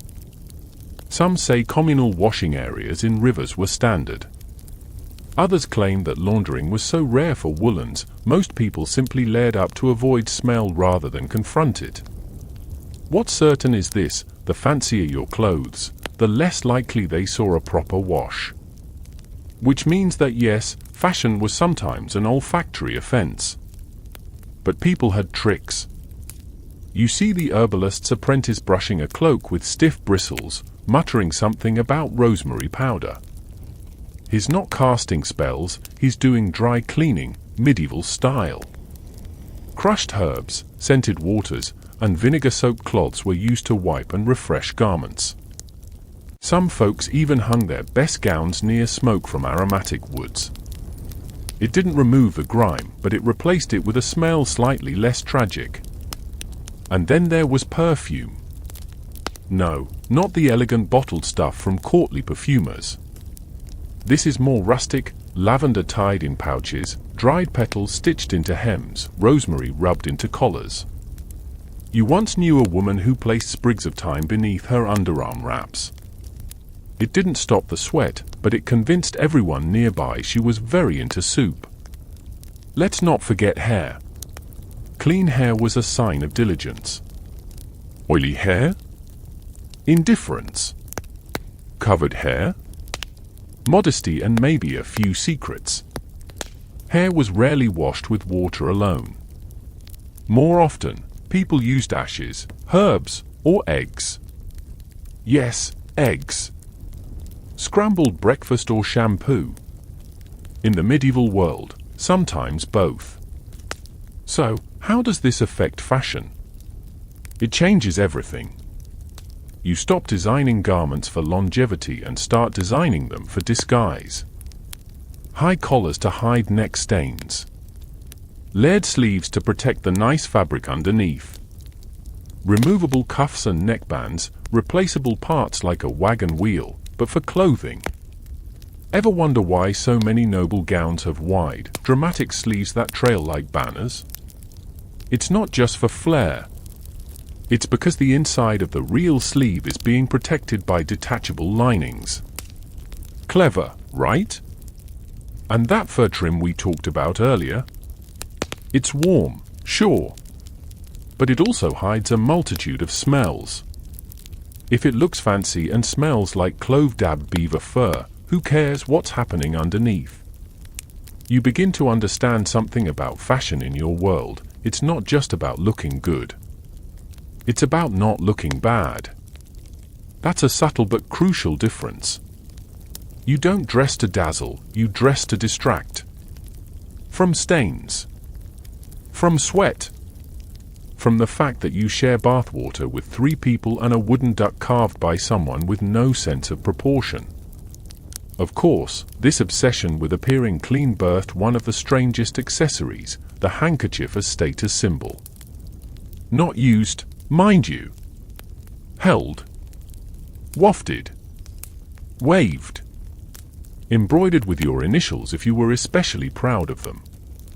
It wasn't just for catching sneezes. It was proof, look at me, I can afford to carry around a tiny piece of decorative cloth just for appearances. You remember a traveling noble who dropped his handkerchief in a puddle. He didn't pick it up. A servant did. The fabric was ruined. The noble? Untouched. That's power. And now, let's talk shoes. Or rather, the mud that lives on them. You own a boot scraper. Everyone does. But even scraped, the bottoms of shoes hold half the village.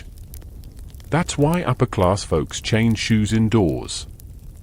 Why servants follow nobles with cloths to mop up after their graceful entrance. Why floors are strewn with rushes, dried herbs and grasses meant to soak up filth and perfume the air. Of course, they also hide vermin. You once stepped on something that crunched and decided never to look again. It's easy to think that all this mess would make fashion irrelevant. But somehow, it raises the stakes. When everything is working against you, or weather, dirt, fire soot, livestock, looking good becomes a victory. A kind of defiance. You pause by the fire tonight, tunic steaming slightly as it dries. You sniff the collar. Still smells like rain and onions. But the stitching is neat. The neckline is smooth. The hem sits just right on your boots. Tomorrow, someone will see you. And they won't know how long you spent cleaning it. They'll just think, they look good today. That's the magic of medieval fashion, not perfection. Not purity. Just perseverance. The road is long, the sun's high, and your feet feel like boiled root vegetables, aching, swollen, and slightly confused about why you ever thought this journey was a good idea. You're walking to the next market town, 2 days away, to trade 3 skeins of wool for a pot you don't need and news you absolutely do. And along the way, you notice something strange. Everyone's dressed weird. Not wrong, necessarily. Just differently. You pass a farmer in a hat shaped like an upside-down pie. A merchant's apprentice wearing hose so bright you feel like squinting. A woman in a head wrap the size of a goose. It hits you all at once, fashion isn't just strange, it's regional. And just like that, you're knee-deep in one of medieval fashion's most delightful truths. What's bizarre in one village is perfectly normal in the next. In your home village, people wear short woolen tunics, head coverings for everyone, and color is reserved for festivals. But 20 miles east? Suddenly, folks are tying their cloaks over just one shoulder and lacing their boots up the side instead of the front. And you, standing in the middle of this, feel both underdressed and overdressed at the same time. Historians still argue how much fashion changed from region to region. Travel was slow, communication patchy, and most people never ventured more than a few miles from home. But styles did migrate, often carried by merchants, minstrels, and especially soldiers. What starts as a courtly fad in Paris might show up 2 years later in a Flemish port and another 5 in your village, looking slightly wrong, slightly dated, and often paired with the wrong shoes. But regional differences didn't stop with style, they touched everything: fabrics, cuts, even beliefs about modesty. In some places, showing your wrists was scandalous. In others, ladies wore sleeves so wide they could shelter an entire sheep from rain. You never know what might earn you a compliment or a scandalized gasp. Take hats, for example. In the southern towns, women wear barbettes, chin straps of linen under a round veil, like they're trying to keep their hair from escaping during a windstorm. In the north? It's all about wimples, full neck coverings that make them look like fashionable mummies. In your village, you just throw a scarf over your head and hope no one judges the frieze. Men's headgear is no less ridiculous. In one town, they're wearing hoods with long liripipes that dangle down their backs like floppy tails. In another, it's round felt hats shaped like squashed pumpkins. The higher the class, the stranger the silhouette. One nobleman even wore a hat shaped like a castle tower, complete with embroidered battlements. You assume he was compensating for something. And then there's fabric preference. Some regions favor rough-spun wool, practical, itchy, eternal. Others love fine worsted, soft and smooth like a bard's lies. In coastal towns, they sometimes mix linen and wool for a breezier feel. Inland, you stick with thick layers because the wind cuts deeper than taxes. Even color has its dialect. In your region, deep browns and greens are everywhere. But over the ridge? Burgundy and dark blue. In cities, it's not uncommon to see pink, yes, pink, on men. Try that in your village, and someone will ask if you've recently taken a knock to the head. And don't get us started on decorations. Embroidery in the East is bold, geometric. In the West, floral and swirling. Southern regions love tassels. Northerners? Not so much. You once wore a tasseled belt you got in trade and were asked if you'd accidentally joined a traveling troupe. But perhaps the biggest difference is in how people react to fashion. Some places, no one blinks at a noblewoman with dyed blue eyebrows. In others, even lace-up boots get you a side-eye. You passed through a town once where everyone wore their girdles over their cloaks. It looked like a line of very serious bathrobes. You tried it for half a mile and felt like a bundled sausage. That's the joy of fashion on the road. You get to see how strange other people are and how strange you look to them. You stop at a crossroads, passing a traveling weaver. He's got samples pinned to his cloak like medals, each square a different texture or color. You ask about one, a pale gold that shimmers when it moves. He says it's from the Low Countries. You ask what they wear there, and he says, layers. Always layers. You could undress a woman there for 5 minutes and still not find the undergown. You trade him a carved button for a scrap of blue cloth you've never seen before. You don't know what you'll do with it yet. Maybe sew it into your sleeve. Maybe save it for the next feast day. But just owning it makes you feel worldly. Like you've seen something. Been somewhere. You spend the night in a barn along the road. Other travelers gather round, and everyone's from somewhere different. You find yourself staring at their clothes again. One has a hood stitched in 3 panels instead of 2. Another's tunic has pleats. You think about copying them. You definitely will. The next day, when you return home, you notice how similar everyone looks. Plain. Predictable. Comfortable. But also safe. Familiar. Like exhaling. Still, when you go to hang up your cloak, you take a moment. You dig out that scrap of foreign cloth and finger the edge thoughtfully. Then, carefully, you tuck it into your belt, folded into a small, strange triangle. It doesn't match. It doesn't belong. But you do. And now, so does it. You're sitting on a wooden stool, fiddling with a frayed bit of lace, when the door creaks open and your cousin barrels in like she's late for Judgment Day. She's flushed, breathless, and waving something in the air like it's on fire. It's here, she whispers, dramatic as a minstrel. The new sumptuary decree. Ah yes, sumptuary laws. Because nothing screams I'm definitely in control of my population like a government telling people how much sparkle is too much sparkle. She thrusts the parchment at you. You skim it. It's a mess of scribbles, flourishes, and contradictions. Nobles can wear fur but only up to the elbow. Merchants can wear silk but not gold thread. Commoners? No ermine, no velvet, and, gasp, absolutely no purple. You blink. You're not even sure you've seen purple. This isn't the first time. These laws show up like seasonal storms, predictable, annoying, and often ignored.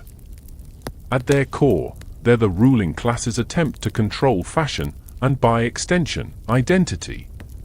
Because if everyone starts dressing like a lord, how will you tell who's allowed to cut in line at confession? Sumptuary laws have been around for centuries, and they vary wildly.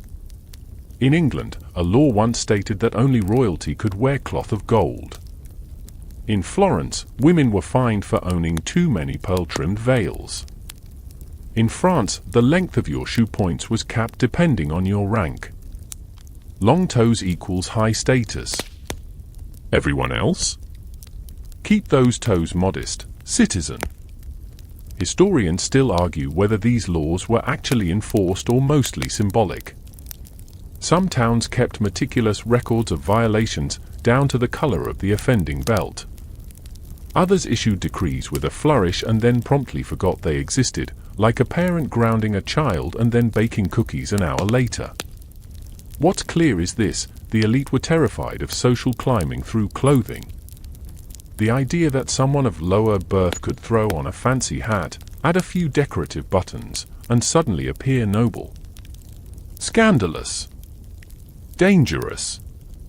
Possibly contagious. You glance down at your own tunic. It's plain, sure, but the neckline is embroidered with just a hint of gold-colored thread. Not real gold, your cousin dyed it with onion skins and ambition. But from a distance, it shimmers. Technically, you're probably safe. Probably.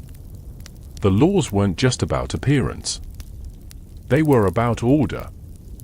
Medieval society was like a cake, layered, structured, and prone to collapse if someone tried to claim a tier that wasn't theirs. Fashion was one of the few visible markers of status in a world where you couldn't just flash a business card. So the rules had to be very, very clear: peasants in brown, merchants in blue, nobles in anything that costs more than your house. Of course, people broke the rules. All the time. Fashion finds a way. Someone banned red silk? Great, dye your wool to match. Can't wear silver trim? Embroider pewter thread and call it moon metal. You knew a woman who lined her cloak in squirrel fur but stitched it inside out to hide the telltale Minerva pattern. It's rabbit, she lied, blinking innocently. No one challenged her? Mostly because she was carrying a cleaver at the time. Then there were the loopholes. If the law banned buying velvet, but not inheriting it? Well, suddenly everyone had an aunt who left them a mysterious box of courtly clothes. Some folks swore their tunics were old family garments, even if the family had been barefoot serfs 2 generations ago. You remember a tailor who was fined for making a gown too luxurious for a merchant's wife. He didn't pay the fine. Instead, he added patches and scuffs to the gown, handed it back, and said, "There. Now it looks poor enough." The merchant's wife wore it anyway. Everyone applauded. Quietly, of course. Even the church got tangled in these laws. Some priests were forbidden from wearing certain fabrics, others weren't, depending on their order. A bishop in Florence wore embroidered gloves so ornate they looked like small altarpieces. When asked why, he simply said, "God appreciates beauty." No one argued. The funniest part? Sumptuary laws were often written by people who broke them constantly. Kings who banned gold thread often wore doublets embroidered with entire gold scenes. Queens who outlawed pearls for merchants wore ropes of them long enough to trip over. Do as I decree, not as I dramatically parade through the streets, seemed to be the general vibe. But they kept writing the laws anyway. New kings, new rules. New bishops, new definitions of modesty. Some went into absurd detail. One law tried to measure acceptable sleeve width in inches. Another attempted to regulate frivolous hat shapes. One particularly ambitious law attempted to limit gaiety of hue. How do you even enforce that? Excuse me, madam, your tunic looks too happy. These laws weren't just about clothes, though. They were about control, of wealth, of class, of gender. Women were disproportionately targeted. Why? because in many places, women were the visible markers of their family's status. If a man wore practical clothes but his wife dressed richly, it signaled success. But if she dressed too richly? People muttered. You once overheard a reeve whisper, "She wears crimson now. Thinks she's a countess." She didn't. She just got a good deal on a used gown. But the color alone was enough to raise eyebrows. You fold the parchment and hand it back to your cousin. She looks annoyed. Well, she mutters, "Guess I'll wear my nice belt under the tunic." You smirk. Or just tie it looser. Gaiety of hue is fine, but suggestion of wealth? That's art. That's the game everyone plays. You don't flaunt. You imply. A well-cut seam here. A clever dye job there. A flash of silk where a wool lining should be. Enough to stir curiosity. Never enough to invite fines. And maybe, just maybe, you'll stitch something new into your sleeve tonight. Something that says, "I see your laws. And I raise you a loophole." You're lying on your back in the meadow, picking burrs out of your cloak for the 100th time, when you glance up and see a hawk circling. Just beyond the fields, a noble's hunting party has arrived. You hear the hoofbeats, the bark of hounds, the jingling of reins, and, just audible above it all, the swish of silks. And just like that, you're reminded of another world.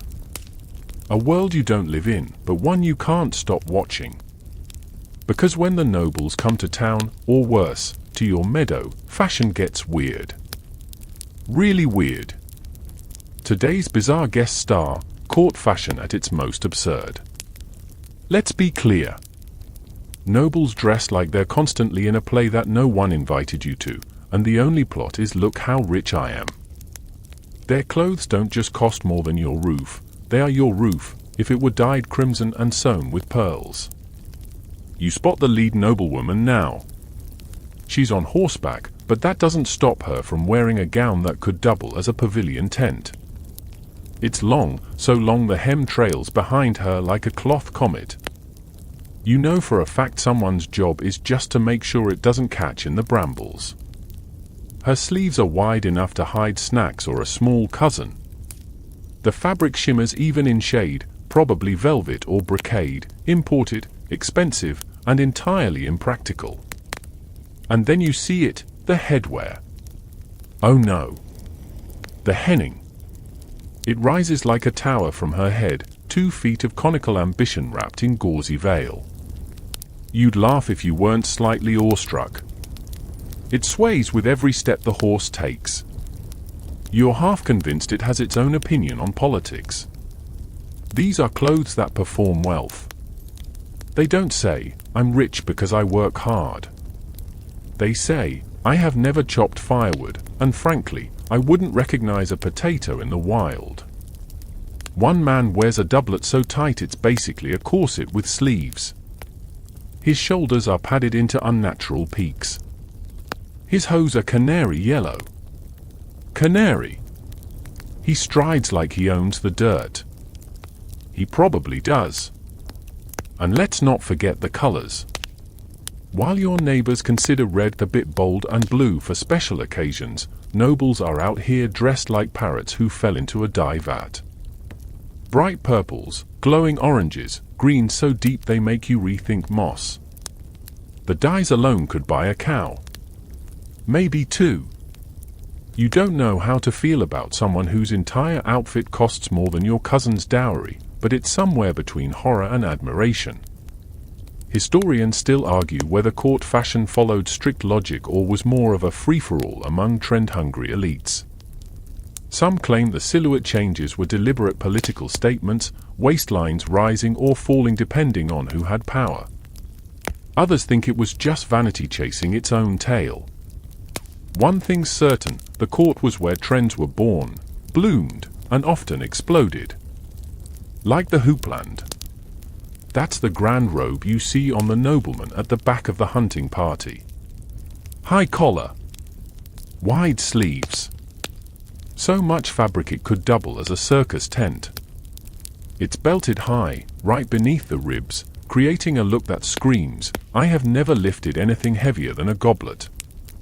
And speaking of goblets, those shimmering belts you see? Not just accessories. They're trophies. Gifts, dowry markers, sometimes even tokens of courtly love. You once heard a minstrel sing about a lady who gave her knight a girdle made of gold and pearls. He wore it into battle. She never got it back. Probably because someone looted the fashion right off him. Accessories mattered. Gloves embroidered with silver thread. Rings stacked 2 per finger. Necklaces that looked like chandeliers. Some nobles wore so many brooches, their cloaks jingled when they turned. You heard one bishop joke that if he ever got lost in the woods, he'd just listen for the jewelry. But let's get weird for a moment. Because court fashion thrived on the bizarre.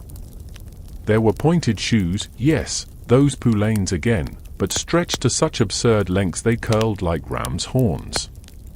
Sleeves long enough to drag behind you until they became detachable. Yes, fashionable sleeves were sometimes tied on, then untied and traded like medieval friendship bracelets. You've seen a lady kiss a knight's cheek and hand him her sleeve like it was a secret weapon. Even men's codpieces, originally simple cloth flaps, grew into padded monstrosities that practically required their own chair. Some were shaped, painted, or stuffed with lavender. You once saw one shaped like a snarling wolf. You've never emotionally recovered. And then there's the hair. Bleached with lye and sunlight, plucked into high foreheads, and sometimes dusted with powders to appear more refined. You remember a noble woman with eyebrows so thin they looked drawn on with a chicken's feather? Probably were. So what happens when this parade of peacocks rolls into your world? Well, you watch. You mimic. You adapt. You notice the Reeves' wife tightening her belt a little higher the next day. A merchant's daughter sewing on longer cuffs. You even hear someone whisper about trying that tight doublet look, only to give up after 2 days when bending became a distant memory. You don't wear their fashion. Not really. But you steal the idea of it. The confidence. The silhouette. The color. You take your old cloak and add a bit of gold embroidery at the corner. Just enough to catch the light. You stitch your tunic's neckline into a sharper V. Nothing grand.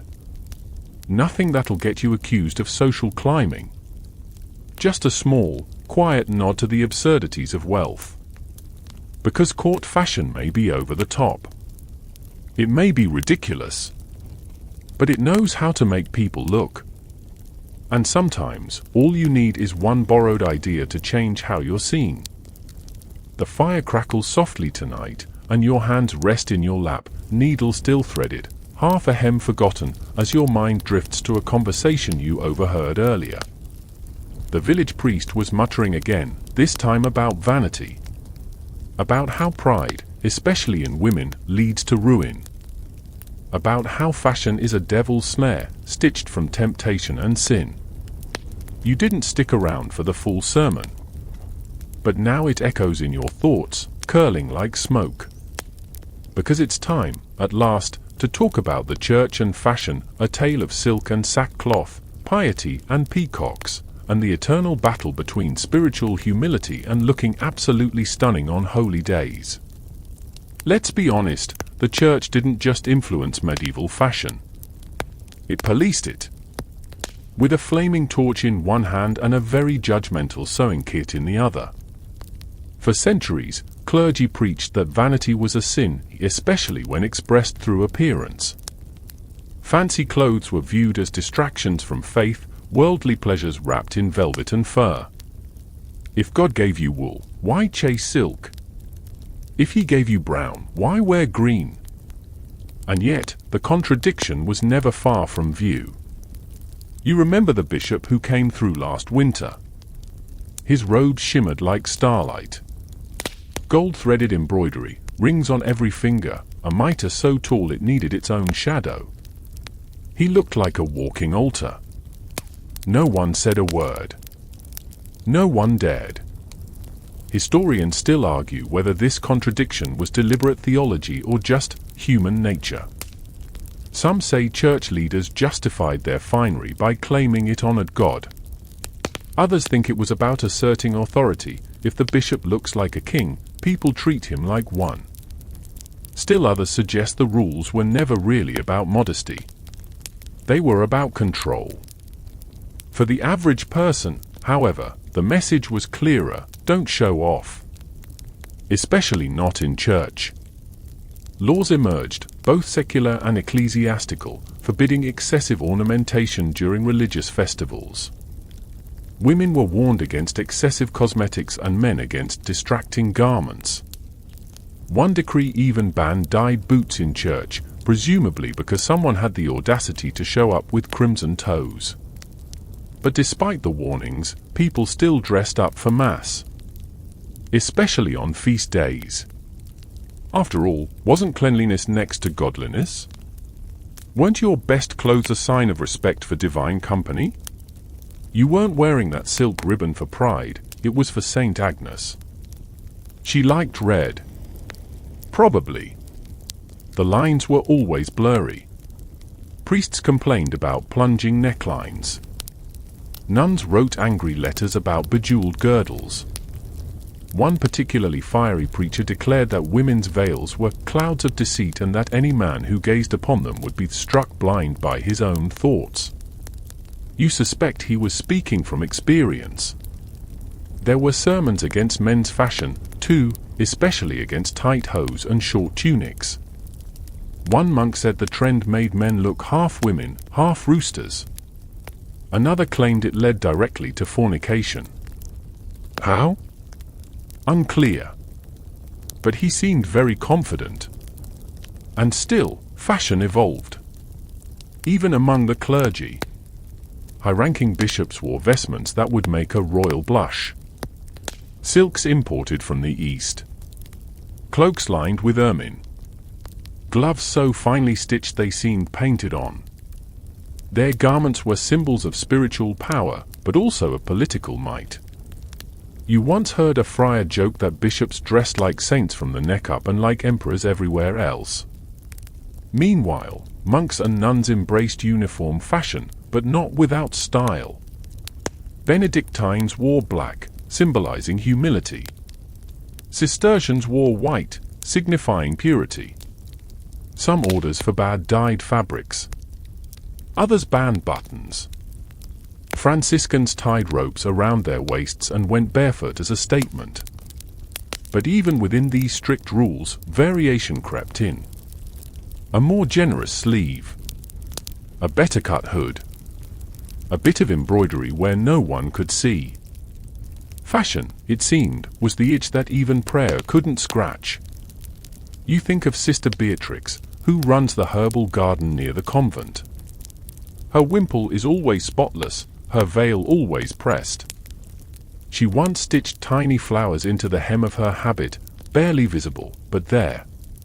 You complimented them once, and she just winked.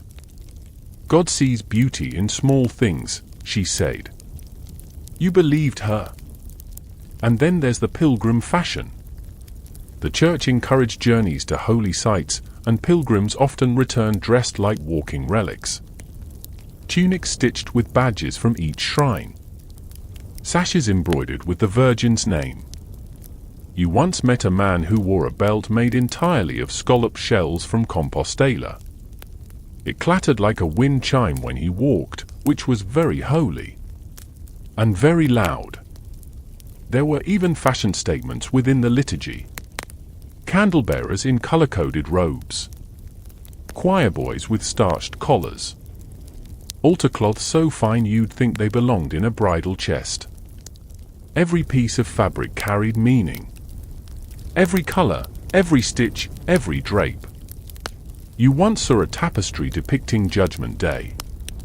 Among the damned was a woman being dragged down by her gown. The hem was weighted with bells, gold trim, and ribbons.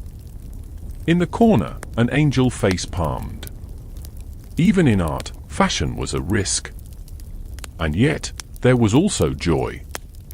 You remember the Easter procession last year? The flowers, the colors, the girls in their brightest veils, the boys combing their hair with nervous precision.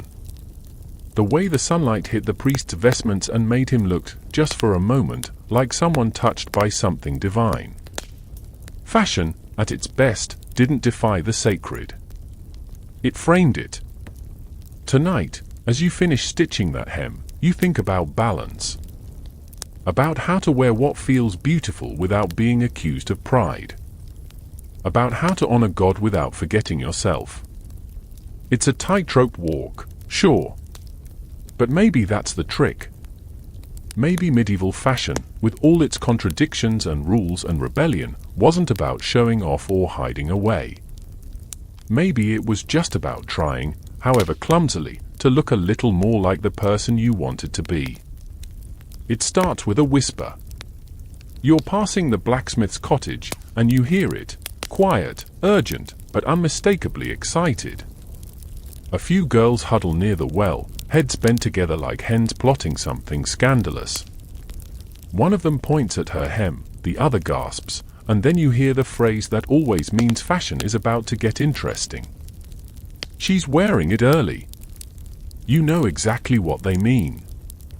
Because tonight, we wade into a different kind of fashion battlefield, the ebb and flow of medieval fashion trends, and how something as small as a sleeve length can spark village-wide whispers.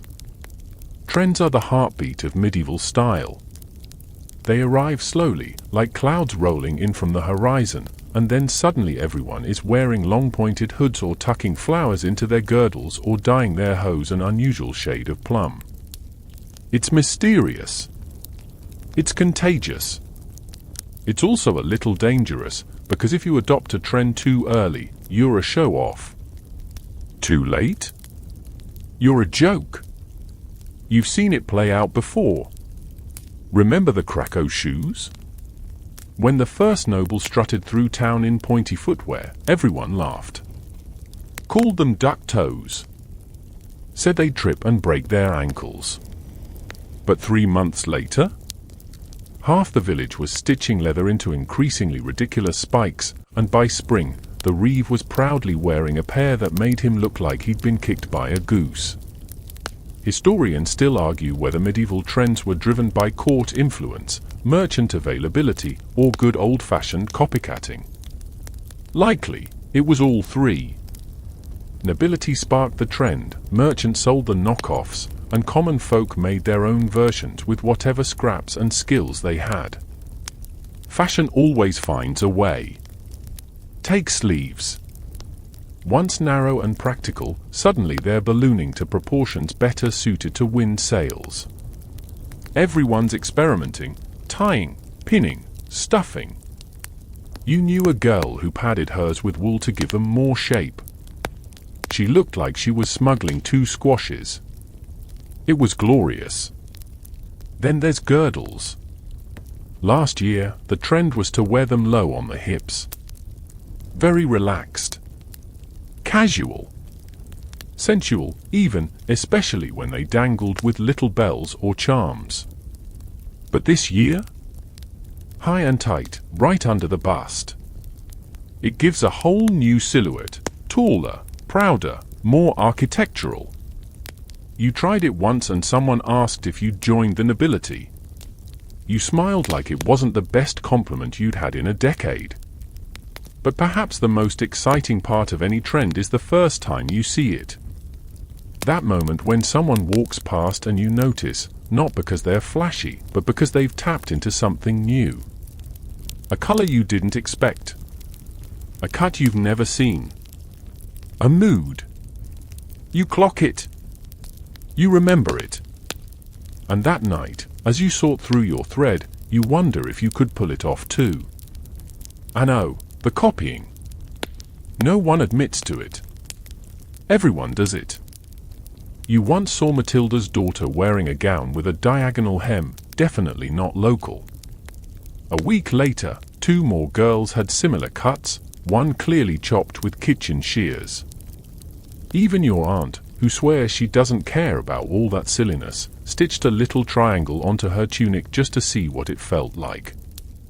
It felt right. But trends don't last. That's their curse. That square neckline that made you feel bold? Now it's everywhere. And if it's everywhere, it's nothing. The cycle turns. People whisper, "So last season." And suddenly, what was once daring now looks like desperation. The savvy ones stay just ahead. They change small things, a sleeve shape, a shoe tie, a veil twist. Never all at once. Just enough to catch the eye and say, "I know what's coming." You envy them. Just a little. You try it sometimes. A new ribbon. A bold lining. That time you shortened your cloak by 2 inches and wore your boots cuffed down instead of up. No one said anything. But 2 days later, your neighbor did the same. Coincidence? Maybe. Or maybe you started something. Of course, some trends go too far. You remember the Great Hose incident. Someone, probably a bored noble, decided it was fashionable for men to wear 2 different colored legs. Half red, half blue. It looked like someone had lost a bet. But then someone else tried it. And another. Suddenly, the town was full of men looking like mismatched candy sticks. Even the priest couldn't keep a straight face. And then came the backlash. "Oh, now we're circus jesters, are we?" someone sneered at the baker's boy. The poor lad turned redder than his left leg and wore brown for the rest of the season. The trend died overnight. You still giggle about it sometimes. And it's not just clothes, accessories trend too. Pouches shaped like animals. Lace collars, briefly outlawed by a local priest for being too frilly for salvation. Even hairstyles. That winter everyone tried tight spiral braids. A disaster. Too many broken combs and bruised egos. But the best trends? The ones that stick? They feel inevitable, like you were always meant to wear them. Like the recent rise of half-lace sleeves, one side tight, one side loose. A compromise between ease and elegance. You wore them last week and felt confident. As if the fabric knew your secrets and approved. Tonight, as you finish your stitching by firelight, you smile. You're working on something bold, a new neckline, just a little deeper, framed with stitching that mimics waves. It's not in fashion yet. But you have a feeling. Because maybe the true power of a trend isn't wearing what's popular. It's feeling what's possible. And letting that whisper become your own. The morning dew hasn't even dried from the grass when your neighbor's son runs past your cottage shouting, "They're back. The players are back." And suddenly, breakfast is forgotten, your laces are half-tied, and your comb is still stuck somewhere in your hair as you grab your cloak and sprint toward the green. Because nothing disrupts the dull rhythm of daily life quite like a visit from traveling performers and their wildly theatrical fashion. They arrive with color, noise, smells, confusion, and fabric choices that absolutely do not belong to this century or this planet, if we're honest. Jugglers, minstrels, dancers, fools, they roll into the village like a rainbow crashed into a costume chest. And while everyone claims they come for the music or the stories, you know the truth. You're here for the outfits. Because while peasants wear clothes to survive, and nobles wear them to dominate, performers wear fashion like a weapon. Every stitch is calculated for impact. Every color chosen to draw the eye. Their job is to be remembered, and their clothes do half the talking. Today, the lead minstrel is wearing a tunic slashed down the sides, revealing alternating layers of red and black underneath, like flames flickering with each movement. His boots are turned down at the top in dramatic flaps, and bells jingle with every step, not just for fun, but to remind everyone, yes, I'm coming. Yes, you should watch. The jester's even worse. Or better? It's hard to say. His entire outfit is divided vertically, green on one side, yellow on the other, with a hat that splits in two floppy horns, each ending in a bell. He looks like someone rolled a dice on chaos. You love it. Everyone does. Even the priests trying not to smile. Historians still argue where medieval performers drew their fashion inspiration. Was it borrowed from court trends, or did they invent their own theatrical code? Likely a mix of both.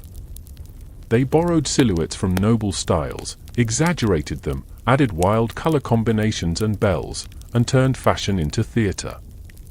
And that's the point. Every performance begins with the eyes. Before a word is sung, a lute is plucked, or a joke is told, the audience is judging sleeves, stitching, and sparkle. Performers knew this. Their wardrobes were built to command attention. You remember one summer when a troupe came through with masks. Not the plague kind, the fun kind. Painted leather visages of animals, spirits, gods. Paired with cloaks that shimmered with bronze embroidery and sashes so long they trailed behind like tails. The children were terrified. The adults applauded like they'd seen angels. Fashion as transformation. And that's something you don't see every day in your village. Back home, you dress to fit in. You patch what you can. You soften the bold edges. But performers? They dress to stand out. Their clothes say, I don't belong here, and that's exactly why you'll remember me. You once spoke to a dancer after a show while she was rubbing the mud from her slippers. Her gown was striped in indigo and pale gold, a color combination you didn't think was even legal in your region. You asked where she got the fabric. She smiled. We trade for everything, she said. Old scraps, curtain offcuts, a merchant's discarded lining. Fashion isn't about money, it's about imagination. She lifted her skirt to reveal a hidden layer, fabric painted with little stars. Not stitched, not woven, painted. You stared. You'd never thought to do that. You still haven't stopped thinking about it. You've picked up tricks from the performers. Everyone has. That year they wore ankle bells. You saw 5 children tying spoons to their boots the next day. When one singer wore feathers pinned to her veil, the midwife showed up to the next christening looking like a rather proud sparrow. These aren't trends in the usual sense. They're more like dreams, whispers of color, flashes of daring, that flicker through the village before fading. But some of them stick. You still have a belt you braided with red thread because a tumbler did it first. No one remembers that now, but you do. It makes you feel a little braver every time you tie it. And that's what sets performer fashion apart. It's aspirational. Not in a someday I'll be rich kind of way. In a someday I'll dare kind of way. Performers dress like rules are suggestions, like practicality is negotiable, like beauty is power. But their costumes also have secrets. Those huge cloaks? Hide spare props. The big sleeves? Tuck away notes, tokens, even coins. You've seen a juggler pull a fruit tart from his doublet. No one ate it, but still, impressive. A lute player once stitched tiny pockets inside his collar for chalk dust and powdered rose petals, thrown into the air during his finale. It was a hit. Even the goats clapped. Probably. And let's not forget about gender play. Performers often blurred the lines. Women dressed as knights. Men wore dresses in comedic plays. Sometimes it was for laughs, sometimes for magic, sometimes for beauty. You remember one actor in a crimson gown, long false braids, and a voice so pure the village stopped breathing. Someone whispered, "That's no man." Someone else replied, "Does it matter?" In the performer's world, fashion isn't bound by sumptuary laws or modesty sermons. It dances freely. It invents. And when they pack up and leave, cartwheels squeaking, children waving, and bells still jingling, they leave something behind. Not just songs. Not just stories. A spark. A reminder that your clothes don't always have to hide who you are. Sometimes they can reveal who you want to be.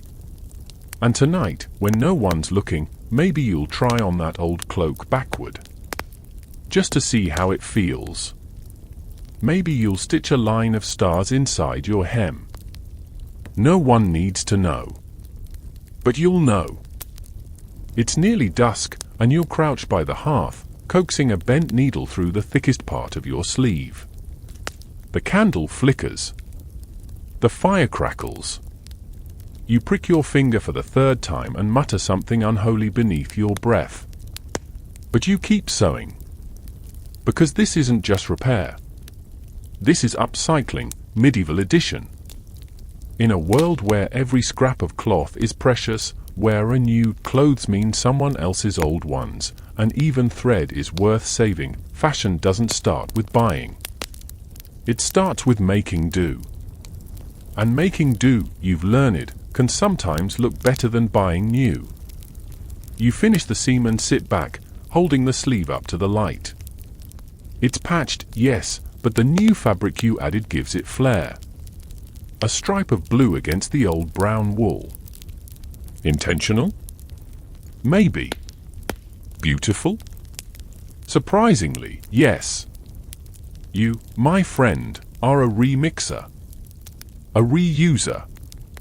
A medieval fashion hacker. And you're not alone.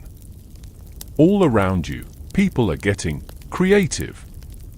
Because fashion in your time isn't about replacing. It's about transforming. Taking the worn, the broken, the no longer in style, and turning it into something surprisingly fresh. There's the old man who cut up his wife's old cloak and stitched it into a jerkin, one sleeve slightly too short, but lined with silk. His neighbors call it odd. You call it genius.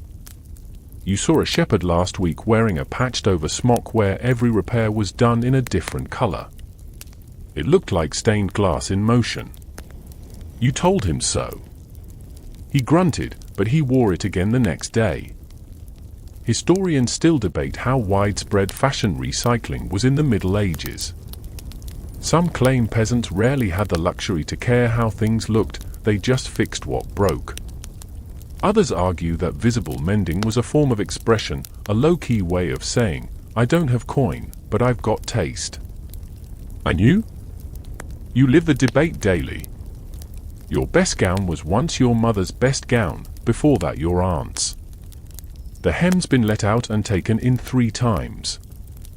The neckline reshaped. The cuffs replaced with linen embroidered in red, then faded to orange. The fabric itself whispers of 20 feasts, 100 prayers, and more than a few spilled stews. But it fits you now. Because you made it yours. Remaking clothes isn't just repair. It's storytelling. You've sewn patches shaped like leaves into your work tunic. Why? Because you like them. And because the green hides grass stains. Function and fashion, stitched together.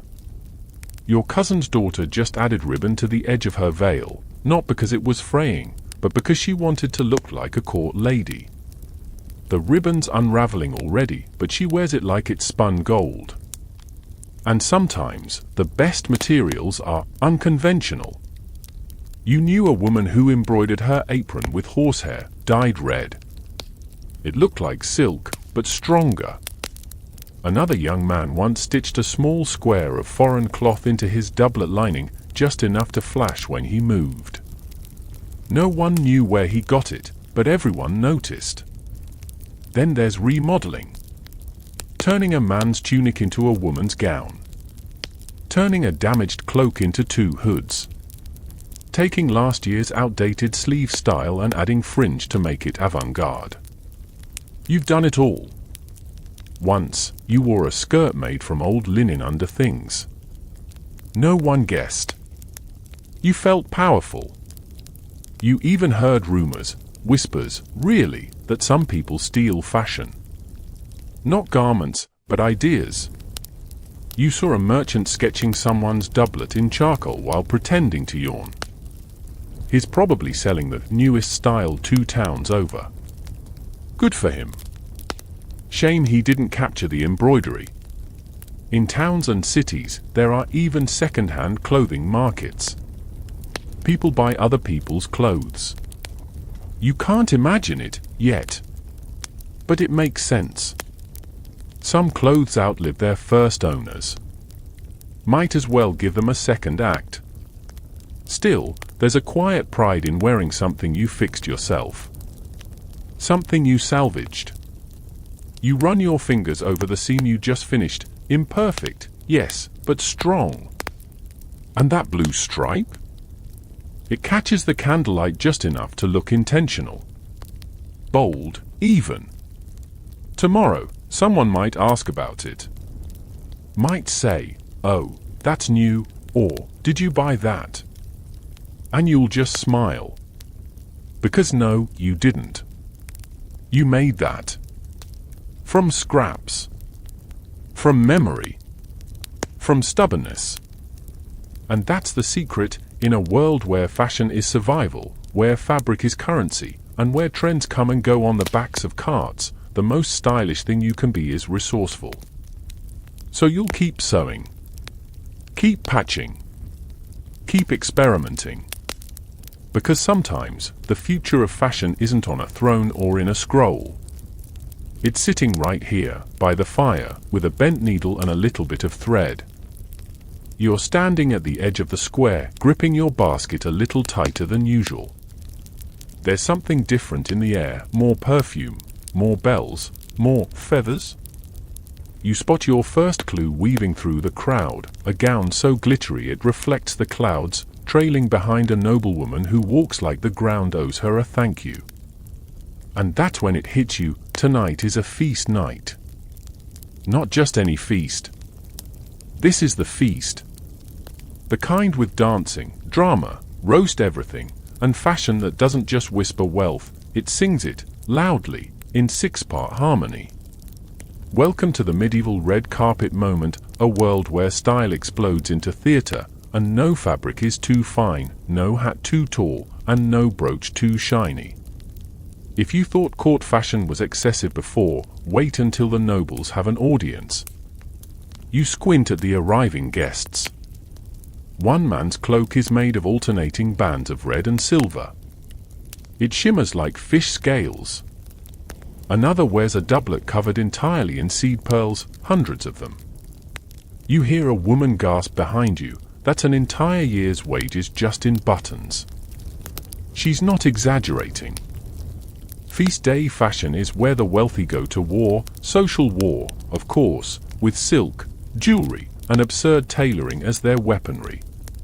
Nobles parade into the hall as if each step is part of a contest. And in a way, it is. Every outfit says something. I'm powerful.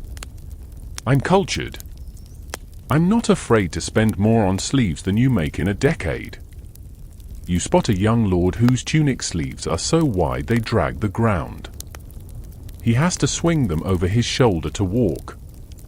It looks ridiculous. It also looks expensive. Everyone notices. That's the point. Historians still argue whether these feast fashions were dictated by etiquette, competition, or pure chaos. Some say courts set the tone, laying down expectations for color, length, even accessory themes.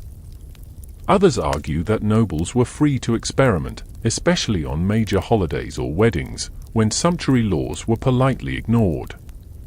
But what's certain is this: fashion at a feast was about peacocking. Think of it like a walking resume. You don't just show off what you own. You show off what you can afford to waste. That's why gowns are long enough to mop floors. Why sleeves are wider than windows. Why hair is curled, powdered, and stacked until it threatens the structural integrity of nearby archways. And let's talk accessories. You count 6 rings on one lady's hand, each a different gem. Her headdress features twisted gold wire and what looks suspiciously like peacock feathers. Another woman wears a belt so elaborate it jingles when she breathes. The noise is constant, the kind of fashionable wind chime announcing wealth. And oh, the embroidery! Entire scenes sewn into hems, unicorns chasing maidens, lions fighting dragons, ships with sails so finely stitched they ripple in the breeze. These are clothes meant to be stared at, studied, talked about for weeks afterward. You overhear a baker's apprentice whisper, "Did you see Lady Ghislaine's stomacher? It sparkled like fire." His friend nods solemnly. Someone said she had it blessed by a bishop before wearing it. She probably didn't. But isn't that part of the fun? Of course, it's not just nobles dressing up. Everyone does, within their means. You wore your best tunic, after all. It's clean, it's patched in matching thread, and you even added a ribbon to your belt. Not much. But it makes you stand straighter. You feel noticed. Because here's the thing, even the poor get to play dress up on feast days. You spot your neighbor's daughter with colored beads woven into her braid. A boy with a dyed sash tied artfully over his shoulder. A grandmother in a freshly washed shawl, corners embroidered with tiny birds. No one's competing with the nobles. They're not trying to. They're just being seen, a rare gift in a world that often forgets them. Feast fashion is about permission. For one night, the usual rules relax. Colors brighten. Hemlines rise. Veils get sheer. And people get bold. You remember the stonemason's wife who wore a neckline 2 fingers lower than modesty allows. She got scandalous looks and envious ones. The apothecary's assistant wore mismatched shoes for luck. The reeve wore a ring no one had ever seen before, and you still don't know where he got it. Even the children get into it: mock crowns, miniature gowns, cloaks with stitched stars. You saw a boy wearing a paper collar covered in ash to look like velvet. It worked from a distance. That's all that mattered. Later in the evening, as dancing begins, the room is a blur of movement and color. Clothes whirl. Ribbons flutter. Candles catch on golden trim. You sit back and watch it all, mesmerized. One nobleman's cloak falls open to reveal an undershirt stitched with tiny sapphires. Someone nearby gasps. A woman trips, and 2 men rush to help, not out of gallantry, but to get a closer look at her boots. Yes. Boots. They're laced in a pattern no one's seen before. And just like that, a new trend is born. You laugh softly. Of course it is. Because tonight, in this hall lit by torches and envy, fashion isn't about function. It's about fantasy. Aspiration. The sheer, audacious joy of looking better than you have to. And tomorrow, when the lords ride home and the gowns are packed away, the rest of you will talk. About the feathers. The gems. The scandals. And maybe, if you're brave, you'll try something new with your sleeves. Just a little. Just enough. You wake to the smell of rain and the distant bleat of sheep, and as you stretch the sleep from your bones, you hear the soft scrape of wool against linen. Nothing fancy, nothing new, just the comforting swish of your own well-worn tunic. It's dull brown. It's been patched 5 times. And yet, you kind of love it. Because in your world, peasant fashion isn't about opulence, it's about invention. Let's set the scene. You're not a noble. You're not in a city. You don't have coin for imported dyes or gloves that sparkle like moonlight. But you do have onion skins, beetroot, and the occasional walnut hull. And with those, you make magic. Historians often overlook what the poor wore, focusing instead on tapestries of kings and tapestries that wore kings. But down here, where the boots stay muddy and every thread counts, style doesn't disappear, it gets clever.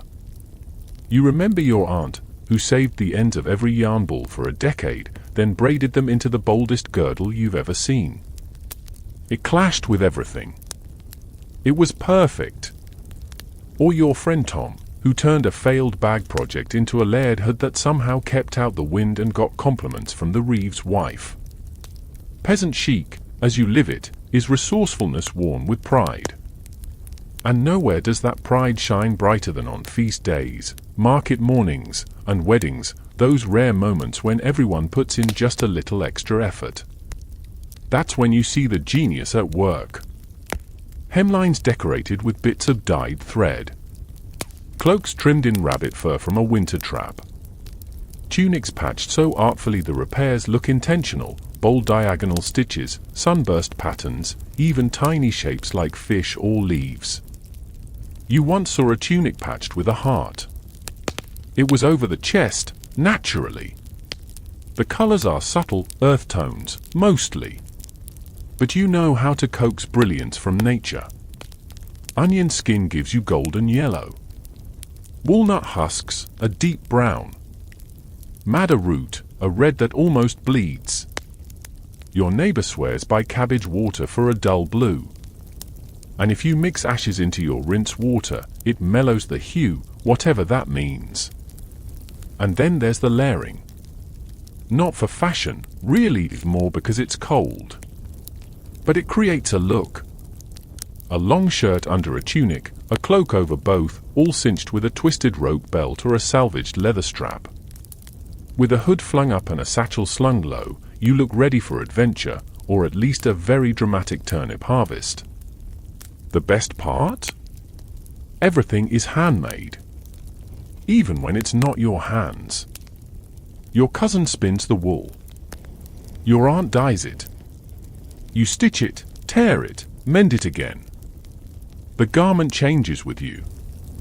It stretches after illness, tightens with layering, bears stains from feasts, ink, smoke. It tells a story no tailor ever charged for. And don't think it's all burlap and humility. There's decoration here, too, just quieter.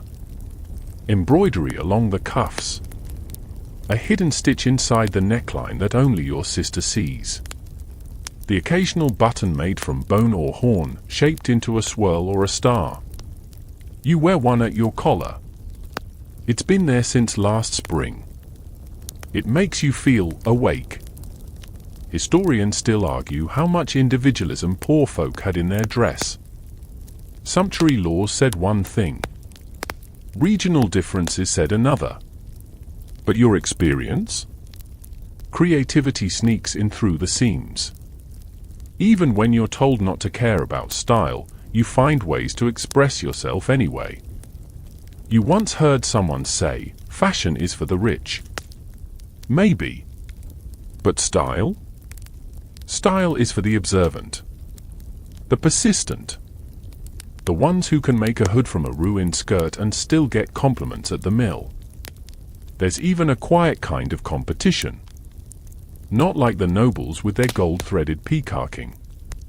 More like, who made the cleverest fix this week? Who dyed their sleeves with something new? Who added a secret pocket to their apron? Spoiler, it's you. And yes, it fits the bread loaf perfectly. You walk past the mill and spot Matilda's youngest wearing a tunic made from two different dresses stitched together at the sides. The seam's a bit wobbly, but you admire the ambition. She sees you looking and tugs at the sleeve. It's reversible, she mutters. You smile and nod solemnly, like she just invented the concept of fire. Because down here, fashion isn't something you buy, it's something you build. One patch, one braid, one clever button at a time. And let's not forget the shoes. Or a lack thereof. Most of the time, your feet are in wool wraps or hand-me-down boots. But on special days, you haul out the good ones, patched leather, dyed with soot and rubbed with fat to give them a kind of reluctant sheen. The soles are uneven. The laces are goat gut. But they're yours. And when you walk into the market wearing them, you walk taller. Tonight, as you fold your cloak and set it beside your straw bed, you notice the newest patch, stitched from a dyed cloth scrap you bartered for last week. It's soft. Dark blue. It doesn't match anything else. Which is exactly why you love it. Because in a world of uniformity and rules, the tiniest burst of color, the smallest flash of difference, is a quiet act of rebellion. Peasant fashion doesn't shout. But it winks. The air smells like damp straw and candle smoke. Your tunic clings to you, still damp from the morning's chores, and as you wring out your sleeves near the hearth, a traveler enters the hall, dropping mud and mystery in equal measure. He's wrapped in a cloak the color of old wine, its trim stitched in a geometric pattern you've never seen before. He tosses it off with a flourish, revealing a tunic hemmed in bronze thread and hose dyed an improbable shade of teal. And just like that, you're reminded, the world is wide. And foreign influences shape fashion more than anyone dares to admit. You move closer, not to eavesdrop, not exactly, but to observe. Every stitch, every seam, every strange detail offers clues, where this man has been, what he's traded, what he's seen. Because long before runways and fashion magazines, medieval people got their style inspiration the old-fashioned way, from the road. The Silk Road. The spice routes. The Mediterranean trade ports. These were the arteries of fabric, dye, design, and flair. Rich nobles with coin could import Eastern silks, Persian brocades, Mongolian furs. Even humble merchants, returning from a pilgrimage or a shipping errand, might bring back an unusual hat or a bolt of boldly patterned cloth that would, weeks later, change how 5 villages tied their belts. Historians still argue just how much influence flowed where. Some say Italian courts mimicked Moorish design. Others claim it was Byzantium sending jeweled trends westward like breadcrumbs. But the end result? An ever-changing swirl of foreign inspiration filtering into the folds of every cloak and every hem. You recall the time a merchant returned from Venice wearing a doublet fastened diagonally across the chest. At first, people thought he'd had an accident with the tailor. Then someone else tried it. Then a third. Within a month, everyone's tunics were cross-fastened a Venetian style, even if they'd never seen a gondola in their life. And it wasn't just cuts and closures, colors changed, too. Once upon a time, everyone wore what the local plants allowed, browns, greens, muted yellows. But then, indigo arrived. Indigo! Blue so deep it looked like twilight melted onto fabric. It came from the East and it shook the fashion world. Nobles paid outrageous sums for it. The church grumbled about vanity. And tailors everywhere suddenly developed an allergy to anything beige. Then there was damask, woven with patterns right into the cloth. You couldn't just embroider it, the fabric itself was art. It arrived through trade with the Islamic world and became an instant sensation. Even if you couldn't afford it, you copied the patterns with stitching, carving, or even dye-resistant wax. You tried it once. It did not go well. Foreign fashion brought not just new textiles, but new attitudes. Headwear changed. Embroidery shifted. Even the way people wore their clothes, draped over one shoulder, pinned with unusual clasps, tied with rope belts knotted in strange ways, hinted at distant lands and exotic influence. Some frowned upon this.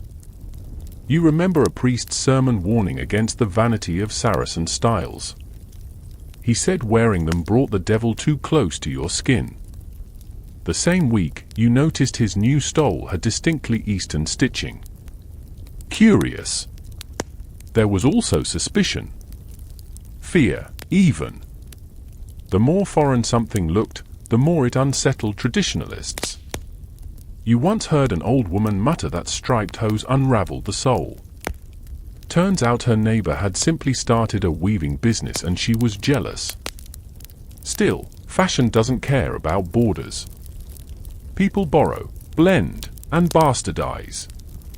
And always have. That traveler? You learn later he's from the coast, where the Geno's influence runs deep. He wears a vest cut short at the ribs, naval style, he calls it, and a hat stitched with coins. Literal coins. He says it's good luck. You say nothing, but you file it away. You've got 3 bent pennies and some strong thread back home. Just saying. Later, you see the merchant son sketching the man's boots in the dirt, soft leather, pointed, folded over at the calf. You wouldn't be surprised if 3 boys show up next week wearing something eerily similar. That's the thing about imported trends. They don't arrive with trumpets. They slip in quietly, like ideas, until one day everyone's doing something that, a year ago, would have been called madness. And don't forget spiritual fashion. As trade and crusades brought people into contact with new religions and rituals, clothing symbols shifted. The cross, once simple, took on more elaborate forms. Pilgrimage sashes began to mimic Arabic script patterns. Not in mockery, more like admiration filtered through misunderstanding. You've seen folks wear crescents stitched into tunics just because they looked beautiful. Do they know the origin? Probably not. Does that stop the design from spreading? Not a chance. And then there are the whispers. Silk from China. Cotton from India. Feathers from Africa. Someone claims a merchant's wife once wore a feathered collar inspired by Ethiopian birds. She looked like a very stylish porcupine. It didn't catch on. But you still think about it. Imported fashion, at its heart, is about possibility. About saying, what if? What if sleeves curved backward? What if we tie belts at the side instead of the front? What if cloaks were square, not rounded? These aren't just aesthetic shifts. They are signals of contact, of trade, of stories moving from mouth to mouth and stitch to stitch. So when you sew that new trim onto your hood, something vaguely Eastern, something you copied from the traveler's cloak, you're not just being bold. You're participating in a centuries-old tradition of cultural exchange stitched right into your clothes. And maybe, just maybe, when you walk through the market next week, someone will notice that little twist in your cuff and think, that's new. And then they'll try it. And so it goes. The days are growing shorter, and tonight the wind pushes through the village like a hungry spirit. You pull your cloak tighter, its frayed edge brushing your knuckles. The hearth's warmth calls, but first, there's a task to finish: morning clothes. Black thread, plain wool, not a bit of ornament. It's a burial tunic, and the stitch pattern is simple by design. Because tonight we venture into a quieter realm of fashion, one far from feasts and fancy hems, the somber symbolism of clothing in death and mourning. You wouldn't think it at first, but even grief has a dress code. You glance down at the tunic you're repairing for the widow Goethe. Her husband died 3 days ago. Not unexpected, he was older than the church bell. But still, it hurts. She asked for something plain, without ties or decoration. Wool, she said. The scratchy kind. I should feel it. And she will. Because mourning clothes aren't about comfort. They're about message. In the medieval world, clothing in death serves two purposes. First, to mark the mourner. Second, to honor the dead. And sometimes they pull in opposite directions. For those who live, grief becomes visible. A sudden shift in appearance. A strip of black ribbon. A veiled head. A tunic turned inside out. Each choice a whisper to the world, I am not myself right now. You remember when your cousin lost her child. She wore grey for 40 days and refused to mend the tear in her sleeve. Not because she didn't have time. Because she wanted people to see the tear and remember. Historians still argue whether medieval mourning dress was dictated by social norms or local superstition. In truth, it was probably both. In many towns, widows wore black or deep blue for a year, sometimes longer. In others, they simply stopped wearing bright colors. Yellow was seen as too joyful. Red? Too passionate. Even green was avoided, its liveliness almost offensive when set against loss. But nobility took it further. The noblewoman at the manor downriver, when her father died, she wore full mourning black for 12 months. Then half mourning in violet for another 6. Her gowns were still beautiful, yes, but restrained. No embroidery. No trim. Her headdress was darkened with soot-dipped gauze. You saw her once at market, standing like a shadow in the sun. People gave her space. Because even among the rich, grief must follow rules. And the dead themselves? They get dressed too. You've helped, once or twice. Washing, wrapping, binding the limbs in linen. The burial clothes are usually simple, a shroud or plain tunic, sometimes with a small cross stitched into the chest or pressed into the palm. Coins placed on the eyes. A rosary coiled in the hand. Occasionally, a lock of a loved one's hair, tucked beneath the collar. You remember one widow who embroidered a single red thread into her husband's shroud, barely visible, unless you knew to look. She said it was to remind the saints he'd been loved. And sometimes, the dead get dressed up. If the person was important, a knight, a priest, a wealthy merchant, they might be buried in their finest garments.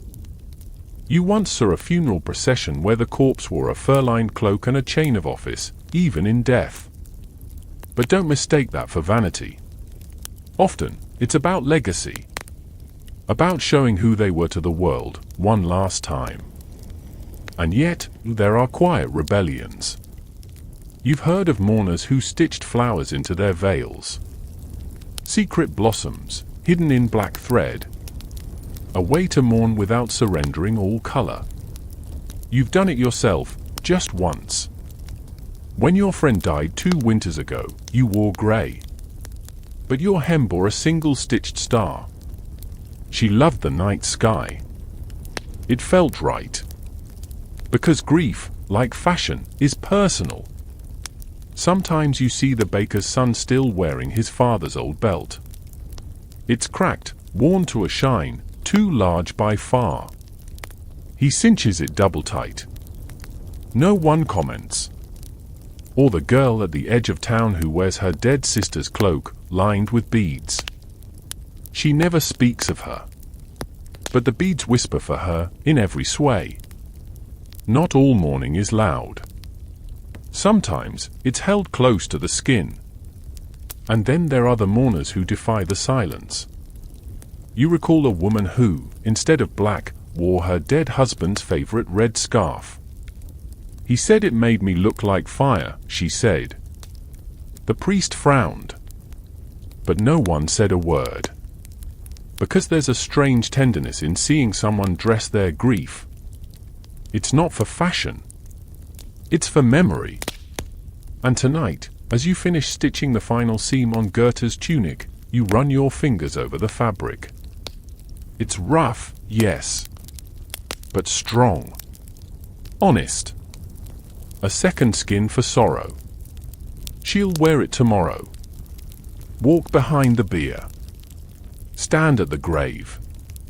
And the world will know, by cut and color alone, she loved someone.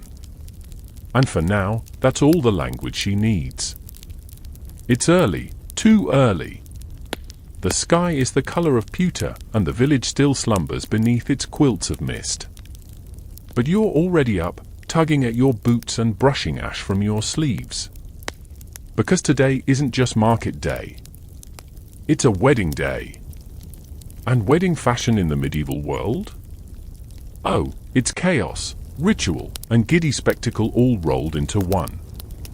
As you step outside, the air buzzes with quiet anticipation. Someone's daughter is getting married, which means sewing needles have been flashing for weeks, dye pots have boiled like cauldrons, and half the village has suddenly developed very strong opinions about sleeve width and veil length. Let's start with the bride. You spot her through the crowd, back turned, hair being combed by two aunts with the focus of military generals. Her gown is not white. Let's clear that up right now. White is for saints and shrouds, not muddy roads and spilled wine. No, today she wears blue, a deep, rich shade if her family can afford it, a paler tone if not. Why blue? Because blue is the color of the Virgin Mary.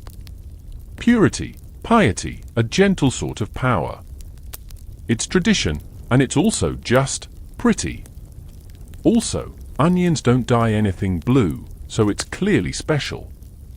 But don't be fooled, this gown might be modest by noble standards, but it's been carefully planned. Embroidered cuffs, a scalloped neckline, decorative seams sewn just for show. Someone's added flowers to her belt sash, braided her hair with thread the color of saffron. You note a ribbon at her throat, gold, tied with a lover's knot. Bold. A bit risky. You like it? Historians still argue whether medieval weddings were driven more by faith or function. Was the clothing symbolic, sacred, or simply practical? Some scholars say the outfits were purely ceremonial, others argue every detail was layered with meaning. As usual, the truth is a messy braid of both. In richer households, the bride might wear borrowed jewels, a new veil, even shoes embroidered for the occasion. But in the village? The focus is on presentation. She wears her best, whatever that means. Even if it's made from an old tablecloth dyed with woad and stitched under moonlight. And let's not forget the groom. He stands near the chapel door, looking like a slightly confused sheep in a borrowed tunic. His boots are polished. His belt is new. You note with admiration that his hair's been oiled and combed into something almost symmetrical. That's love, right there. His doublet is brown with a touch of green. Earthy. Humble. Safe. But look closer, you'll see someone stitched tiny excess along the hem. Luck charms, maybe. Or kisses. Hard to tell. But wedding fashion isn't just about the couple. It's about the entire village. Because today, everyone's dressing like they've got something to prove. Sleeves are longer, veils are cleaner, belts are tighter. Someone's grandmother is wearing the shawl she only brings out for funerals or feasts. Someone else wears a tunic so freshly dyed you can still smell the madder root. You once heard a saying, at a wedding, everyone becomes a peacock. And it's true. For one day, you're not a shepherd or a brewer or a washerwoman. You're a guest. A witness. A participant in beauty. And then there are the superstitions. You see someone pin a sprig of rosemary to the bride's sleeve, protection from jealousy. Another girl ties a ribbon around her wrist so her turn comes next. A few boys carry their hats upside down to catch luck. One mother spits behind her daughter's back for good fortune. The daughter doesn't notice. Probably best. And let's not forget the bride cakes.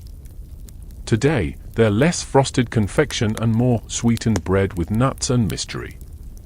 But tradition says if you sneak a bite and place it under your pillow, you'll dream of your future spouse. You tried it once. You dreamed of sheep. No conclusions drawn. By the time the bride walks down the path, the entire village has formed a corridor of smiles and second glances. She moves like she's floating, not because of magic, but because someone shortened her hem so it wouldn't drag in the mud. Practical and regal. Later, at the feast, fashion loosens. Cloaks come off. Veils slip. People dance. Someone steps on someone else's sleeve and nearly pulls down a whole trestle table. Laughter explodes like thunder. A girl's wreath of herbs falls into the stew. No one minds. You spot the bride again. Her cheeks are flushed. Her sash is wrinkled. One of her embroidered cuffs has come undone. And still, she's never looked better. Because wedding fashion isn't about perfection. It's about transformation. One moment, she was the girl who fetched water and mended socks. Now, she's something new. Not different, exactly. But changed. Seen. And long after the cake is gone and the candles gutter out, the memory of that gown, that color, that fit, that little trembling smile, will live on. In gossip. In stories. Maybe even in stitches, passed to the next bride, and the one after that. You take a mental note of the embroidery on her sleeve.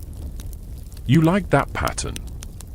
You'll try it next time someone says yes. You're bent over a wooden chest, digging through folded linens and bits of moth-eaten velvet, when your hand brushes something curious. A piece of parchment. No fabric. Thin, strange, almost like gauze but with little painted dots. You lift it into the light, and just like that, you're pulled into the realm of the weird, the wonderful, and the fashion that absolutely should not exist, but somehow did. Because for all the structured tunics, symbolic colors, and elegant layers we've explored, there's a side to medieval fashion that feels like someone got bored halfway through making a shirt and thought, what if this was also a hat? Yes, it's time for the oddballs. The wild designs. The impractical shapes. The beautiful disasters. You begin with the henning, those infamous, cone-shaped hats that stretched up like church steeples, often draped with veils so long they caught on door frames. You've never seen one in person, but you heard tales. A traveling peddler described a noblewoman's henning that scraped the rafters of a chapel. She had to kneel to exit, he said, cackling. Why would anyone wear such a thing? Historians still argue. Was it to emulate towers and status? Did they symbolize chastity, or were they just a flex to say, I am tall and important and can afford the neck pain? Probably a bit of all three. And then there were the cracos, those absurdly long pointed shoes that curled like devil horns. Some were so long they needed chains to tie the tips to the knee. You once saw a sketch of a man tripping over them during a duel. He lost. His opponent was barefoot. Irony has never looked so smug. But weirdness didn't stop at the feet or the head. Let's talk houplans. These enormous, bell-shaped gowns, worn by both men and women, were like tents with sleeves. No, really, the sleeves could be so long they trailed behind, flapping like giant ears. You once saw a drawing of a man using his sleeves to carry firewood. Was that satire? Was it genius? Hard to say. Your favorite oddity, though, has to be false bellies. Yes, false bellies. Fashionable women in some circles would stuff cloth under their dresses to create the appearance of pregnancy, because in certain times and places, fertility, or the appearance of it, was the ultimate fashion statement. Pregnant chic. You can't make this stuff up. And speaking of shapes, we must give a nod to codpieces. A whom? Originally a practical solution to the problem of hose that separated at the crotch, these modesty flaps soon became less modest. Heavily padded, bejeweled, embroidered with birds. One man reportedly wore one shaped like a dragon head. Fire-breathing innuendo? Very subtle. Not all fashion oddities were born of excess. Some came from superstition. You've heard whispers about asymmetrical clothing to confuse evil spirits. About dagged edges, those scalloped, leaf-shaped hems that supposedly protected wearers from bad luck. A scholar once claimed the jagged cut mimicked flames and symbolized purification. Another said it was just because someone got bored with straight lines. One day, someone will say that about you, probably. And let's not forget color clashes. There was a time when wearing two violently opposed hues, say, pea green and blood orange, was considered high style. You once saw an old lady stitch blue and pink patches in alternating rows to honor the Virgin and Saint Agnes. The effect? Eye-searing. Memorable. Holy in a chaotic sort of way. You've also heard of noble women dyeing their dogs to match their gowns, or lining their underclothes with scented herbs stitched into tiny pouches so they could literally smell like lavender while walking. Fashion meets aromatherapy. But the crown jewel of weird medieval fashion? Cochineal-stained teeth. Yes. In certain elite circles, particularly among the nobility with foreign influence, it became fashionable to dye one's teeth red. Historians are still scratching their heads over this. Was it to imitate Eastern beauty ideals? Was it romantic? One chronicler described a duchess with lips like cherries and teeth to match. No one knows what happened to her social life after that. And yet, there's something undeniably charming about all of it. These weren't failures of fashion. They were experiments. Attempts at standing out. At saying, I may have to churn butter and survive the plague, but I still have flair. You've tried a few odd choices yourself. A skirt with mismatched panels. A belt tied under one arm. That time you turned a torn cloak into an off-the-shoulder wrap and pretended it was intentional. Someone asked if it was French. You said yes. It wasn't. And isn't that the core of it all? Fashion, even the bizarre kind, is about play. Even in a world full of hardship, people found joy in absurd sleeves and questionable hats. They looked at a pile of wool and said, let's make this weird. And thank goodness for that. Because without those moments, without the hennins, the cracos, the codpieces with tiny stitched lions, medieval fashion would have been nothing but function and fear. Instead, it was human. Messy. Magnificent. Tonight, as you fold away the strange scrap of painted cloth, you feel a grin tug at your lips. Maybe tomorrow, you'll try something a little off. An unexpected hem. A mismatched ribbon. A wild feather tucked where no one expects it. And if someone raises an eyebrow, let them. Because sometimes, the best fashion choices are the ones that make people say, what in heaven's name is that? And mean it with admiration. It's late now. The fire has died to glowing embers, your cloak draped over the stool to dry. You sit back on your heels, gaze wandering across your tiny space, spools of thread, worn boots, a discarded veil, that gown you've unpicked and restitched more times than you can count. And you realize every piece has a story. Not just about what you wore, but why. Because at its core, medieval fashion was never just about fabric. It was about identity, status, belief, ambition, resistance, belonging, And like every piece of clothing you've ever pulled over your shoulders, it meant something. Tonight, you've journeyed through all of it, the absurd and the sacred, the silks and the scraps. And now, we finish by looking in the mirror. Figuratively, of course. Real mirrors are for nobles. Let's start with gender. In your world, clothes are a kind of declaration. Tunics for men. Gowns for women. Simple.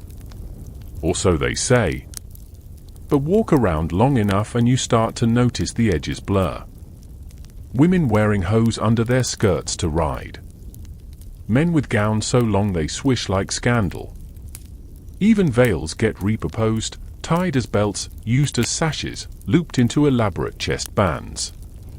Historians still argue how strictly gender lines were enforced in medieval fashion. The church had opinions, yes, but reality was messier. You've known women who wore their husbands' boots during lambing season and never gave them back. You've seen men dye their sleeves violet, technically feminine, and call it sun-faded blue. Fashion was a place to play with roles. To challenge expectations. Quietly. One stitch at a time. And then there's status. Yes, the eternal struggle between what you wear and who you're supposed to be. Sumptuary laws tried to make it simple. Only nobles can wear gold thread, only merchants may use fur, only royalty can wear purple. But life doesn't stick to the rules. You've seen poor women stitch faux fur from scraps, and clever boys decorate their shoes with flattened brass buttons to mimic lordly buckles. It's not deception.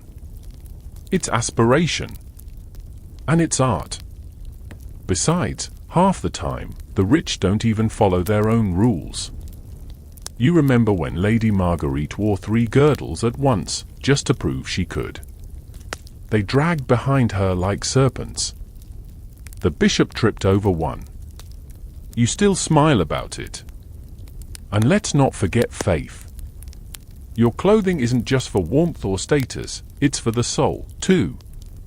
Pilgrims wear badges of saints pinned to their cloaks, proof they've traveled and suffered and prayed. Monks wear plain robes to humble themselves, their belts knotted in symbolism. Even your workaday smock might bear a tiny cross embroidered in the hem, just in case. One man you knew stitched the same verse into every tunic he owned. In Latin. Backward. He said it kept demons away. It didn't help his cough, but he always looked sharp. And sometimes, fashion becomes a kind of protest. Remember when the Lord tried to ban red? Claimed it was disruptive. The next feast, half the village showed up in something crimson, ribbons, sashes, entire skirts. You never saw so much red in your life. The message was clear: you can make rules, but you can't stitch obedience. Even something as simple as dyeing a patch of your cloak blue can be a statement: I matter. I see beauty. I belong in color, too. Because that's the heart of medieval fashion, isn't it? Belonging. Whether you're following a trend or deliberately defying it, you're choosing how the world sees you. You're writing your identity in linen and wool. You're stitching dreams into seams. You're layering history over your own skin. And when someone says, "That looks good on you," they're not just admiring your handiwork. They're recognizing you. So tonight, as you fold away your work and slide under the furs, let the weight of that patched cloak rest across your chest like armor. Not fancy. Not noble. But yours. Because maybe the strangest thing about medieval fashion isn't the codpieces or the horned hoods or the wedding gowns made from sackcloth. Maybe it's the fact that, despite the centuries and the dust, it's all still familiar. We still dress to impress. To mourn. To flirt. To dream. To remember who we were, and imagine who we might become. Clothes may change. But people? We just keep stitching. And now, dear listener, it's time to let the fabric fall, the candle flicker, and the laces loosen. Let the noisy hems and jangling belts drift far into the corners of your mind. You've walked through centuries of cloth, through mud-stained streets and velvet-draped halls, and now you've returned, wrapped in a soft robe of memory. Feel your limbs grow heavier, like wool soaking in warmth. Let your breath match the slow rhythm of thread pulled gently through cloth. Inhale and exhale. Like a shuttle gliding through a loom, back and forth. The world quiets. That cloak you imagined? Let it slip from your shoulders, puddling into dreams.